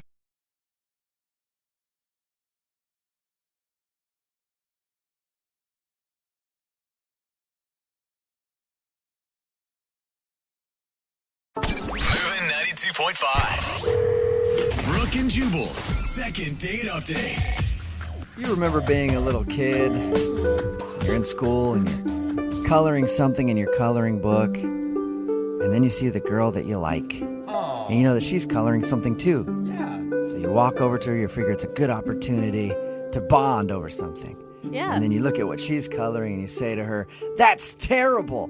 You're the worst colorer in this class. You should stop right now. Mine is way better." No! Hoping that you could just break her confidence down enough so that she would like you. That is actually how little boys do it, which Apparently. is strange. That's still a thing in the adult world. Yeah, also not surprising. Because Jared sent us an email to do a second date update today, and apparently he met the girl that he wants to call while coloring. What? Jared, how do you meet a girl while coloring? Well, my buddy Robbie told me that there was a meetup group at a local bar, and he said, we should just get wasted and start coloring. It's a great way to meet chicks. And I thought, well, okay, why not? You went to one of those adult coloring nights. Yeah, I mean, there's adult everything now. There's like adult camps, all these things we did when we were kids. Now, I guess my generation, we're doing it as adults, but just getting drunk, and it's a lot more fun. I'm guessing you were the only men there. We weren't the only men there. We may have been the only degenerates there, but there were other men there. And did you hit on her the same way that I described? You walk up to her and just rip on her coloring abilities a little bit? I did not rip on her coloring abilities. I saw her at the bar. I walked on over to her, and when I was getting my pint, I looked over, and she was actually drawing a pretty amazing dragon. Oh. This actually sounds like it's more fun than I thought. He's wasted. There's a dragon. She was drawing this fantastic-looking dragon. I just knew this chick was an artist. She had tattoos on her and stuff. She definitely knew what she was doing. You're like, wow, you can stay in the lines, ma'am, and that is a turn-on to me. So how'd you strike up a conversation with her? Well, I looked over to her and I said, "That's a nice dragon you've got there." and she looked at me a little funny, and I said, "Could you help me out? I'm not as good of an artist as you." So I asked her if I could borrow her purple. I ran out. What? Oh, nice. You asked to borrow a crayon? So you took her purple crayon home with you. No, I didn't take it home. I don't want to get arrested or anything. I just want to steal from this girl right away. Not right away. Eventually, you'll steal something from her, but not right now. Eventually. You guys sound like, you sound like you were pretty drunk. Yeah. Was she as Oh, well? I was. She was nowhere near as drunk as I was. She was maybe a little tipsy, but she was okay. She was more of a lady than I was a gentleman. Okay. Did it seem like she liked you a lot, though? It did. I mean, when we first started talking, it seemed like we were really hitting it off very well, and eventually I asked her if she wanted to go to a different bar that wasn't coloring. Then we could actually talk and get to know each other. And we went, and Wait, that night you guys did, or you went on a date later? that night we went out. We went to a different bar. Oh, nice. And how was the other bar? By the time we got to the second bar, we started talking about her job, what she does for a living, and maybe she was weirded out by the fact that I really liked that she's a glass blower. I mean, how many glass blowers do you know? I was really excited about it. I don't know any glass blowers. Cool. I don't know any either. Yeah, I thought that was the coolest thing in the world, and maybe I talked about it for too long or something. Did you get too excited about it? Creepy. I mean, I was talking to her about blowing glass, and I may have said like an offhanded remark about how good of a blower she is, or something like that. But All right. it was a joke, though. Yeah, All right. she doesn't hear that all the time. And I'm sure she does. I was just trying to be cute. Did you guys hang out all night? We hung out for probably a good 3-4 hours. We probably left around midnight. Oh, wow. And it wasn't a hookup, though. No, I asked her if she wanted to do anything else or go back to maybe my place or something, and she said, no, maybe not now, but give me a call sometime. Okay. So Now, you're retelling this story, and you keep bringing up the fact of how wasted you were. Do you think you have an honest portrayal of how the night really went? Oh, definitely. I remember exactly what happened. I was a little too drunk at the first bar, but then by the time we got to the second bar, I thought, you know what, this girl's really cute. I should probably slow down and sober up so I can remember everything she's saying. Wow, that's amazing. That's responsible. That is Yeah, never happened in my life. Anytime I've been drunk around a girl that I thought was cute, I'm like, I better get drunker so I can be smooth. Smooth like jagged rock. Yeah, I'm very impressed with you, Jared. So have you reached out and talked to her since that night? I have. I've tried to call her a few times. It's been about, I'd say, a little over a week since that date, and I've tried to call her a bunch of times, and she always makes up some excuse, and I figured I could use some help with this. I really like her, and I want to talk to her again. Okay, well, we'll play a song, come back, call her, and get your second date update, all right? All right, thank you, guys. Yeah, man, hang on. MOViN 92.5. Brooke and Jubal in the mornings. Second date update. As the old saying goes, the way to a woman's heart is by making off-color remarks about her job. So Jared is on the phone for a second date update, and he's obviously confused why he's not getting a call back from a girl named Layla. They met at an adult coloring night at a bar, and they hung out for a little while. He thinks he's probably not getting a call back because he made a rude remark about her job. She's a glass blower by trade. And so he made a joke about that, and I'll let you use your imagination as to what he was talking about. Again, she's a glass blower, and he made a joke. We get it. And so he thinks that she didn't like that, and that's why she's not calling him back. We're about to get her on the phone. Jared, you ready? Yes, sir. And I didn't hear, Jared, after you made the joke and it obviously fell flat, did you apologize? She just, changed the subject. I didn't feel a need to apologize. I felt like we should move on. Okay. Right. You didn't keep going back to it, though, did you? Did you hear me, though? I don't think so. She moved on to something else. We started talking about her tattoos. Okay, cool. All right, well, I'll dial her phone number right now, see if we can get her to answer and get your second date update, okay? Thank you. Yep, here we go.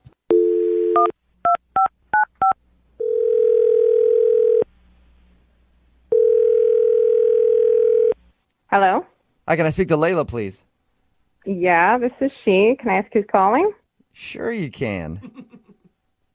Okay, who's calling? Oh, Jubal from Brooke and Jubal in the morning. Who?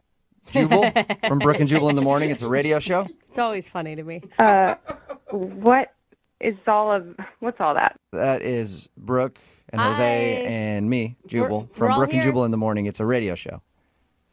Okay. Hi, everybody. Hi. Still not What's putting going it on? together, are you? What's going on? Well, I'm calling you today because we actually got an email about you from one of our listeners. His name is Jared. Okay. And Jared told us about the night that you guys met. Did he? Yeah. And he said that It just he gets really weirder. liked you, and he's been trying to get a hold of you for a second date, but you keep saying you're busy. Yeah, he called me last night, and I ignored his call. Yeah. He said that you've been ignoring all of his calls. Is there a particular reason? It just wasn't what I thought it was. Could you just tell him you didn't reach me or something? Well, I mean, can you give me anything specific that I can tell him? He did. Look, he told us that you're a glass blower, right?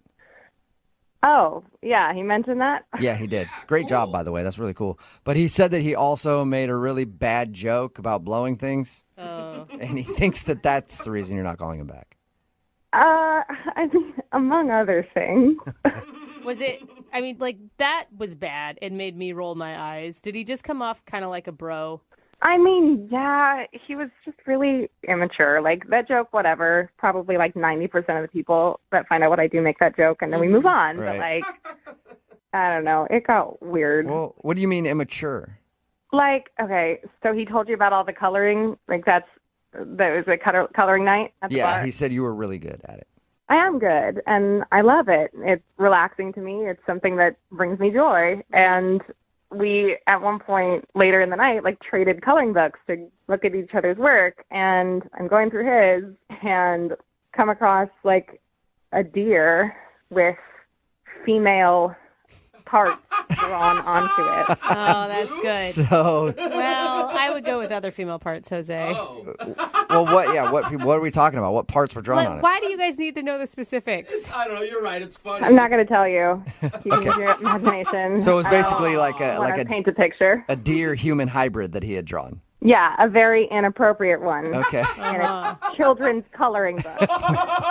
And I started flipping to the next page and the next page, and every single cute, cuddly animal, I kid you not, had some sort of inappropriate addition. That's awesome. You didn't find that funny? I would have laughed.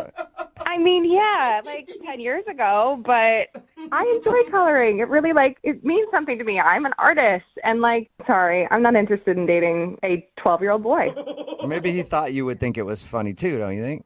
Yeah, I mean, he kept looking over at me like, isn't this hilarious? As he's, like, going through my drawing. Like, it was so... Every single page that he's done it to, he's like, oh, man, this one, it's the same joke as the last page, except this one's on a rabbit. The other one was a beaver.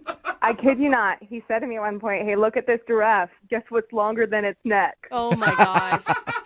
I'm not kidding. I still don't get it, though, because he said that you guys hung out for like 3 or 4 hours that night. Like, why? I mean, we did. It's not like there was anybody else there. Like, we were drinking and laughing and having fun. Like, I don't know. Honestly, it just wore on me. Like, over the course of the night, he kept calling me the glass blower. Like he was British. I don't even know. He was so excited that I was a glass blower and thought it was so, like, medieval or whatever. And just...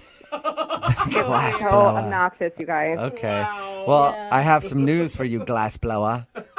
Jared is actually on the other line and wants to talk to you. Oh, my God. Are you guys serious? Yeah. Jared, you there? Yes, I am here, and hello to you, glass blower.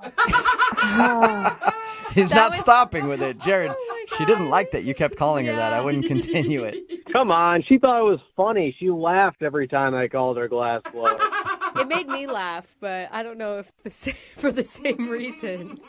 I mean, honestly, dude, it was really obnoxious. I was laughing more at my life and the circumstances that brought me to that moment. You could have fooled me. You seemed like you were enjoying yourself. After all those drinks I was buying, you seemed like a really condescending I have to tell you. Whoa! Wow. I mean, did you not wonder why I kept needing another drink? Like, Jared, that was intense, man. Why are you name calling all of a sudden? Because I was doing a nice thing. I was taking this girl out to another bar, and we were having a good time. And now she's saying that I'm acting like a 12-year-old, and that you didn't even ask about any of those things. You just laughed along, and on the inside, you hated my drawing. Jared, in her defense, what is she supposed to ask you about drawing genitalia on woodland creatures? if it was so offensive to you, why didn't you say anything? Not to mention, half of those were my buddy Rob's anyway, which you didn't even care to ask about. Oh, He's offended. Well, who's defensive about the drawings? You don't make fun of me or Rob. I mean, I'm sorry. I didn't know that half of them were your buddy Rob. But, like, the second I saw them, it became pretty clear to me that you were not somebody I could have a conversation with. And, like, you know, Well, what else then am I why gonna did do? you continue to have a conversation with me for the next 4 or 5 hours? Well, I wanted to be out that night. It was my one night out a week, and, like, you know, whatever. It was fine, but I don't want to pursue it again. You know what I mean? I just don't feel like seeing you again, which is why I avoided your calls, and now I'm on the radio. Like, what are you thinking? Wow, my God. I thought you were way more fun than this. I guess sober you are just obnoxious to be around. Wow. Jared, how can you not own up to any of that? Like showing a girl a bunch of boobs and other parts and then glassblower joke, like the whole thing is pretty obnoxious. God, you too? What is it with you guys? We were getting wasted at a bar and coloring in coloring books. It's supposed to be fun. No, this is serious stuff, Jared.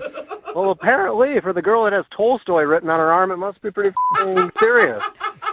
Listen. All right. It sounds like what you need is some 21-year-old co-ed who's going to go do shots off of you at a bar, and, like, maybe you guys can color on each other with markers or something. That's just not something I'm interested in, okay? You know, you should be dating some 50-year-old college professor with erectile dysfunction that wears nothing but tweed jackets every day.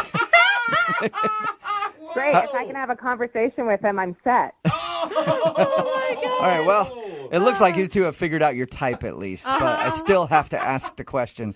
Layla, would you like to go on a second date with Jared? We will pay for it. Yeah, I'm good. No, you sure? It sounds like you were right on the fence. It does, doesn't it? Yeah, I hope to never see him again unless, you know, like, I need some boobs put on the glass I blew. You know what?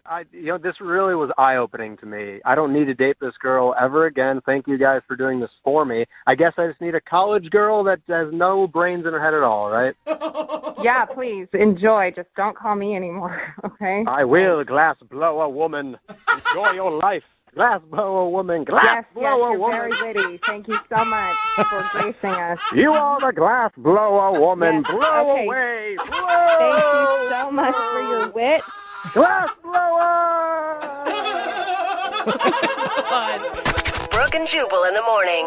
Text message in at 78592 says, OMG, that dude is hilarious. I totally would go out with him. Another one that says, I have a great sense of humor, and that guy is annoying. Yeah, Of course, that's totally. about today's second date update. Jared wanted to call a girl named Layla. They met at an adult coloring night at a bar. People are doing that now where you go and color. And she was a glass blower. That was the thing that impressed him the most. You can't even say it normal anymore because of him. Apparently, he loved the fact that she was a glass blower so much that he kept saying it over and over again. That was really annoying. But the reason that she really didn't want to go out with him was she looked at his coloring that he did that night, and he didn't really color anything. He just drew genitalia on all the pictures, him and his buddy, and she thought he was immature. Well, it's funny if you're hanging out with your drinking buddy. It's not funny if it's a guy that you want to date. Yeah. You know, like... Somebody else texted in at 78592 said, I just want to see his pictures. Yeah. I do too, actually. I'm really curious. Remember, if you want a second date update, all you have to do is email the show, and we will call the person who didn't call you back. MOViN 92.5.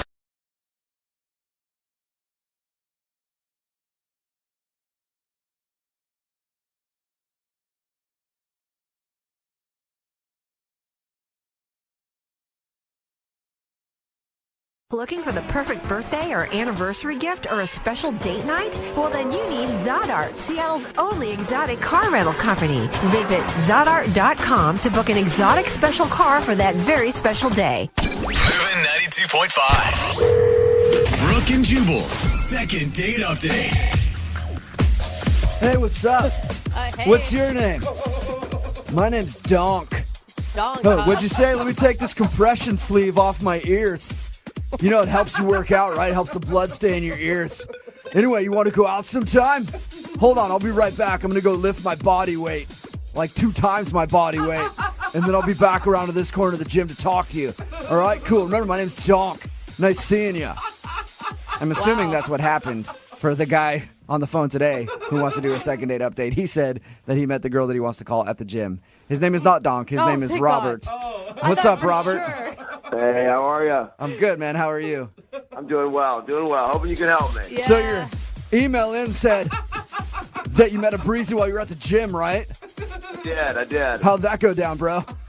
Well, I was at the gym, and I noticed this girl, and I thought, she was over there lifting. Oh my God. And I thought, well, I'll go over and I'll try to flex my muscles next to her. You're joking. I mean, you're kidding at that point when you're telling us this, right? I wish, but the male ego is a scary thing, I think, sometimes. And I realized this in hindsight, but that's what I did. Did you really actually go flex, or you were working out next to her, just trying? I was working out next to her. Okay. I pictured you standing next to her, just flexing your muscles in the mirror. Extra loud, like. No, I didn't do that. Thankfully. Okay. All right. Thankfully, I did not do that. So, what was your opening line? I'm always interested in that. So I saw her over the drinking fountain, and I just went up to her, and I just said, "You have some really nice glutes." You did not say that. Yeah, I did. Yeah. You can tell that she works really hard. She works really hard on those glutes. So, I mean, was she kind of like a meathead like you are? No offense. Whoa. I mean, just say like that's. Yeah, I don't know. no. What do you want, gym rat? I don't know what the term is. No, meathead's a compliment, no doubt about it. That's what I am. That's what I do. Absolutely. And yes, same deal. She was rocking some very expensive athletic wear, head to toe. So I was definitely feeling her. Okay. And what did she say after you complimented her glutes? She said thanks. She said thanks. I work hard. My God, you live in a world that I will never enter in my life, and not for lack of wanting to. It's just I don't have the effort that you guys have. So, did you ask her out right there? I waited till after the workout. I tried not to be complete creepo, and waited till she was leaving the gym. Then I went up to her in the parking lot, which sounds creepier, but it really wasn't. You followed her out to her car.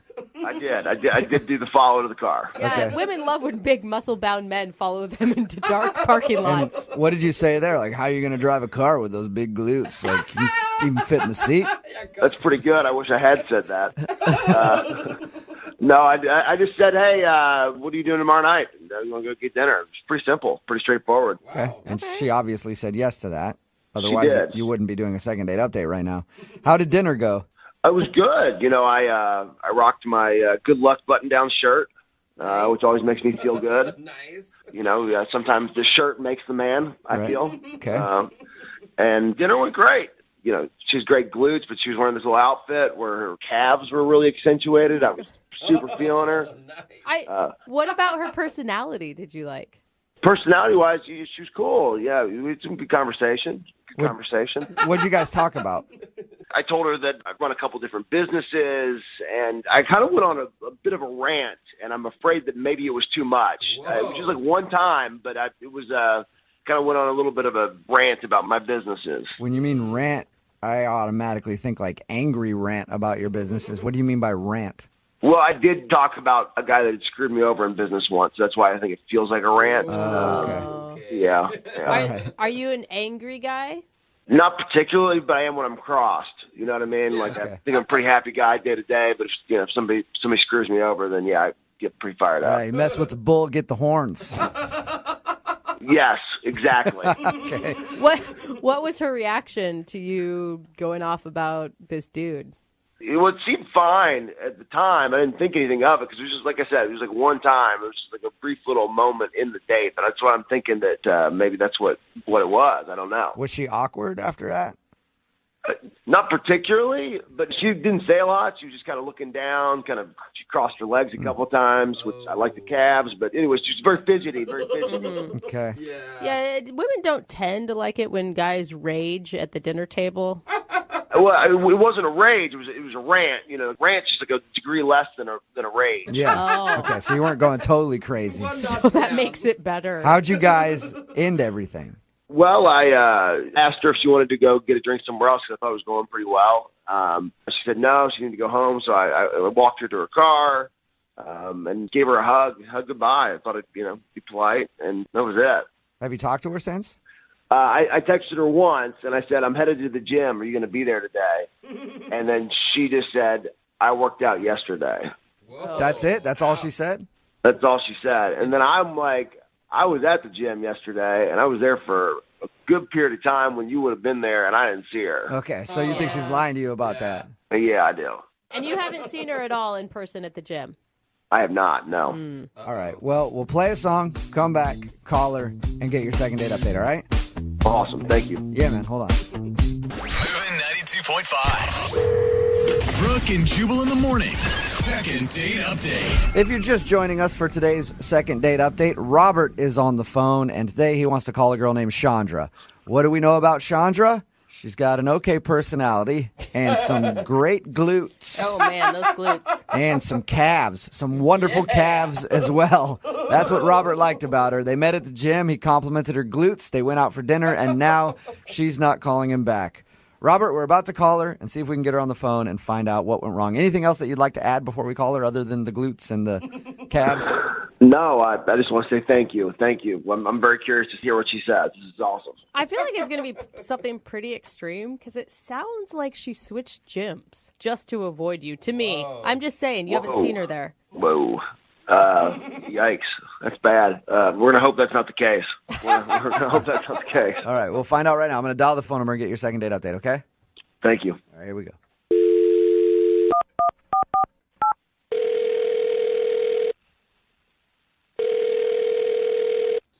Hello? Hi, can I speak to Chandra, please? This is she.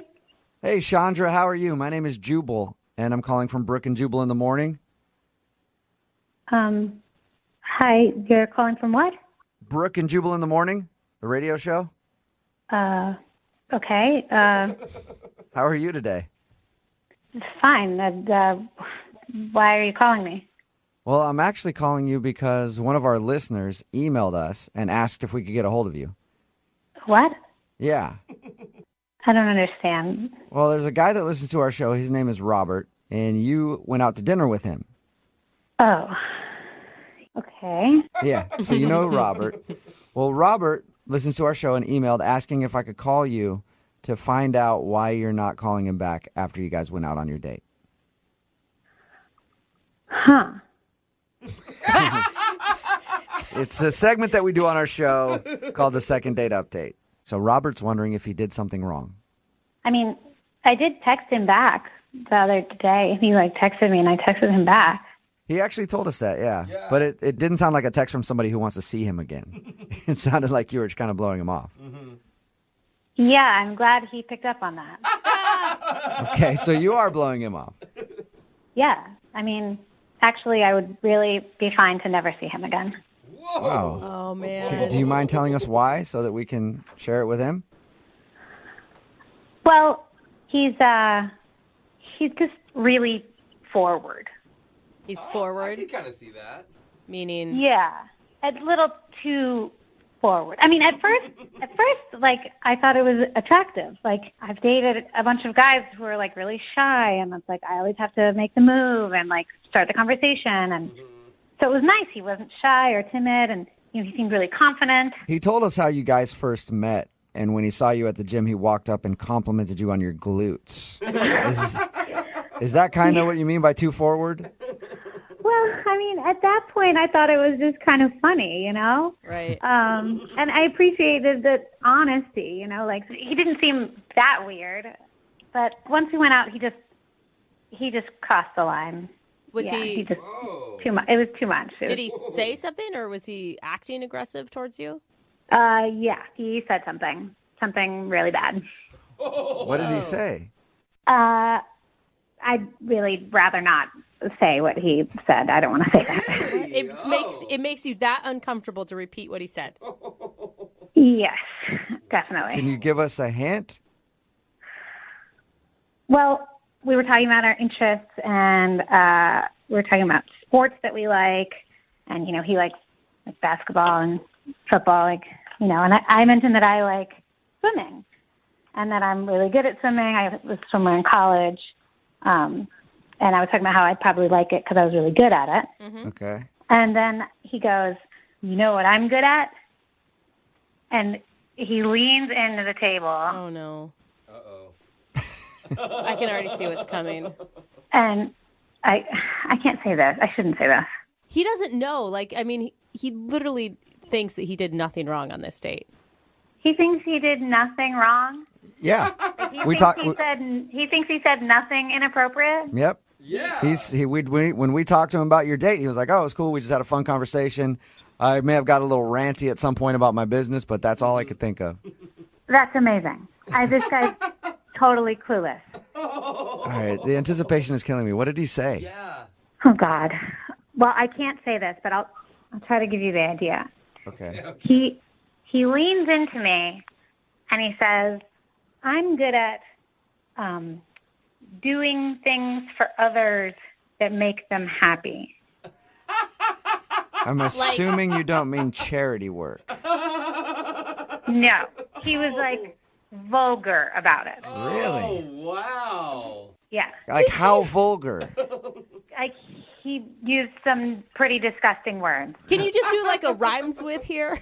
No, I'm not going to do that. Use your imagination. If he was talking about how he is good at servicing women. I think I understand what he was saying. And he really thought he was going to impress you with this information. Yeah, I've been on a lot of dates. Nobody has ever said anything like that to me. Wow. And you weren't interested in putting his skills to the test, huh? Gross. I mean, this was a first date. Yeah. Okay? Like, we hadn't even kissed or anything. And we're talking about sports, and that comes out of nowhere. And there was no sexual talk at all before this statement. I was talking about being on the swim team. Well, thank you for telling us your story. I appreciate it. You're welcome. It was horrible. I wish I could forget it. Right. Well, unfortunately, you're not going to be able to forget it just yet because he's on the other line listening and wants to talk to you. Wait, what? Yeah. Are you serious? Robert? Hey, Chandra, how you doing? Oh, God. Yeah, I'm a little confused. I'll be honest with all of you. What? We were talking about things that we were good at. She said she was good at swimming. I'm really good at that. What's really wrong with that? That's not a sport, Robert. Inappropriate, man. It is for some people. I can't believe, it was a first date. You don't say that kind of thing out to dinner at the dinner table. We're eating. I hear what you're saying, but you can't tell me you weren't at least at all intrigued if whether or not I was good at that, right? I mean, there was a little part of you somewhere deep down in the recesses Okay, of your brain Robert, that hold wasn't- on. Robert, listen. Does it Yeah. seem like I was a little intrigued? Well, you should have been because I'm really good. I'm really good. I very don't proud of even that. want to meet the women who told you that. Well, you got to give him some credit. He likes to put a lot of effort into pleasing women. Thank you. We're up there. Yeah, look, it's not about me. I didn't talk about me. I'm talking about you. I'm here for you. That's the kind of team player that I am. All right, I think you need to take a little bit of that effort and move it towards how to be appropriate on a date. Yeah, I don't think she's mad at exactly you wanting to do that, but maybe the time and the place was bad. Exactly. And the way you said it sounds like she wouldn't tell us the exact way you described it, but I can imagine it was probably not. Vulgar language? Like, come on. Like, we're not 14-year-olds. Like, come on. Well, I'll concede the location. But I do not apologize for my ability. Oh, my God. I do not apologize for that. Oh, wow. Look, everything I do, I try to do to the best of my God-given abilities. I give 110%, and I am the best at that, and that's what I can promise you in that department. I can promise you that in a lot of other departments, too. Oh, my God. Chandra, was there anything charming about Robert on the date outside of this moment? Well, yeah, if you listen to him, he's funny, but he's just, like, wildly inappropriate also. Like, way too much. Hey, Robert, let me ask you a question. Next time, if you went out on a date with Chandra, if she actually said yes and you said something inappropriate, would you have a problem with her telling you to stop? Absolutely not. I would have loved for her to say, no, that's inappropriate. Then I know. Now I know what the boundaries are. Oh, there you go, Chandra. He just doesn't know. If you went out with him again, you have the freedom now to tell him, hey, don't say stuff like that, and he'll stop. I kind of feel like he has learned nothing from this conversation. I don't want to have to be telling him every time he says something inappropriate. Like, you have to monitor yourself. No, I don't think this was a good match. No? That sucks. I was really hoping to get a second date and see what happened after it. Yeah, that's exactly what I'm trying to avoid. So Sorry, Robert, but there are a lot of women interested in your particular skill set. And I think you're going to be okay. All right. Thanks, guys. I appreciate it. Sandra, good luck. Good luck out there. you too, buddy. You too. Remember who's number one in your heart, all right? Oh, God. Brooke and Jubal in the morning.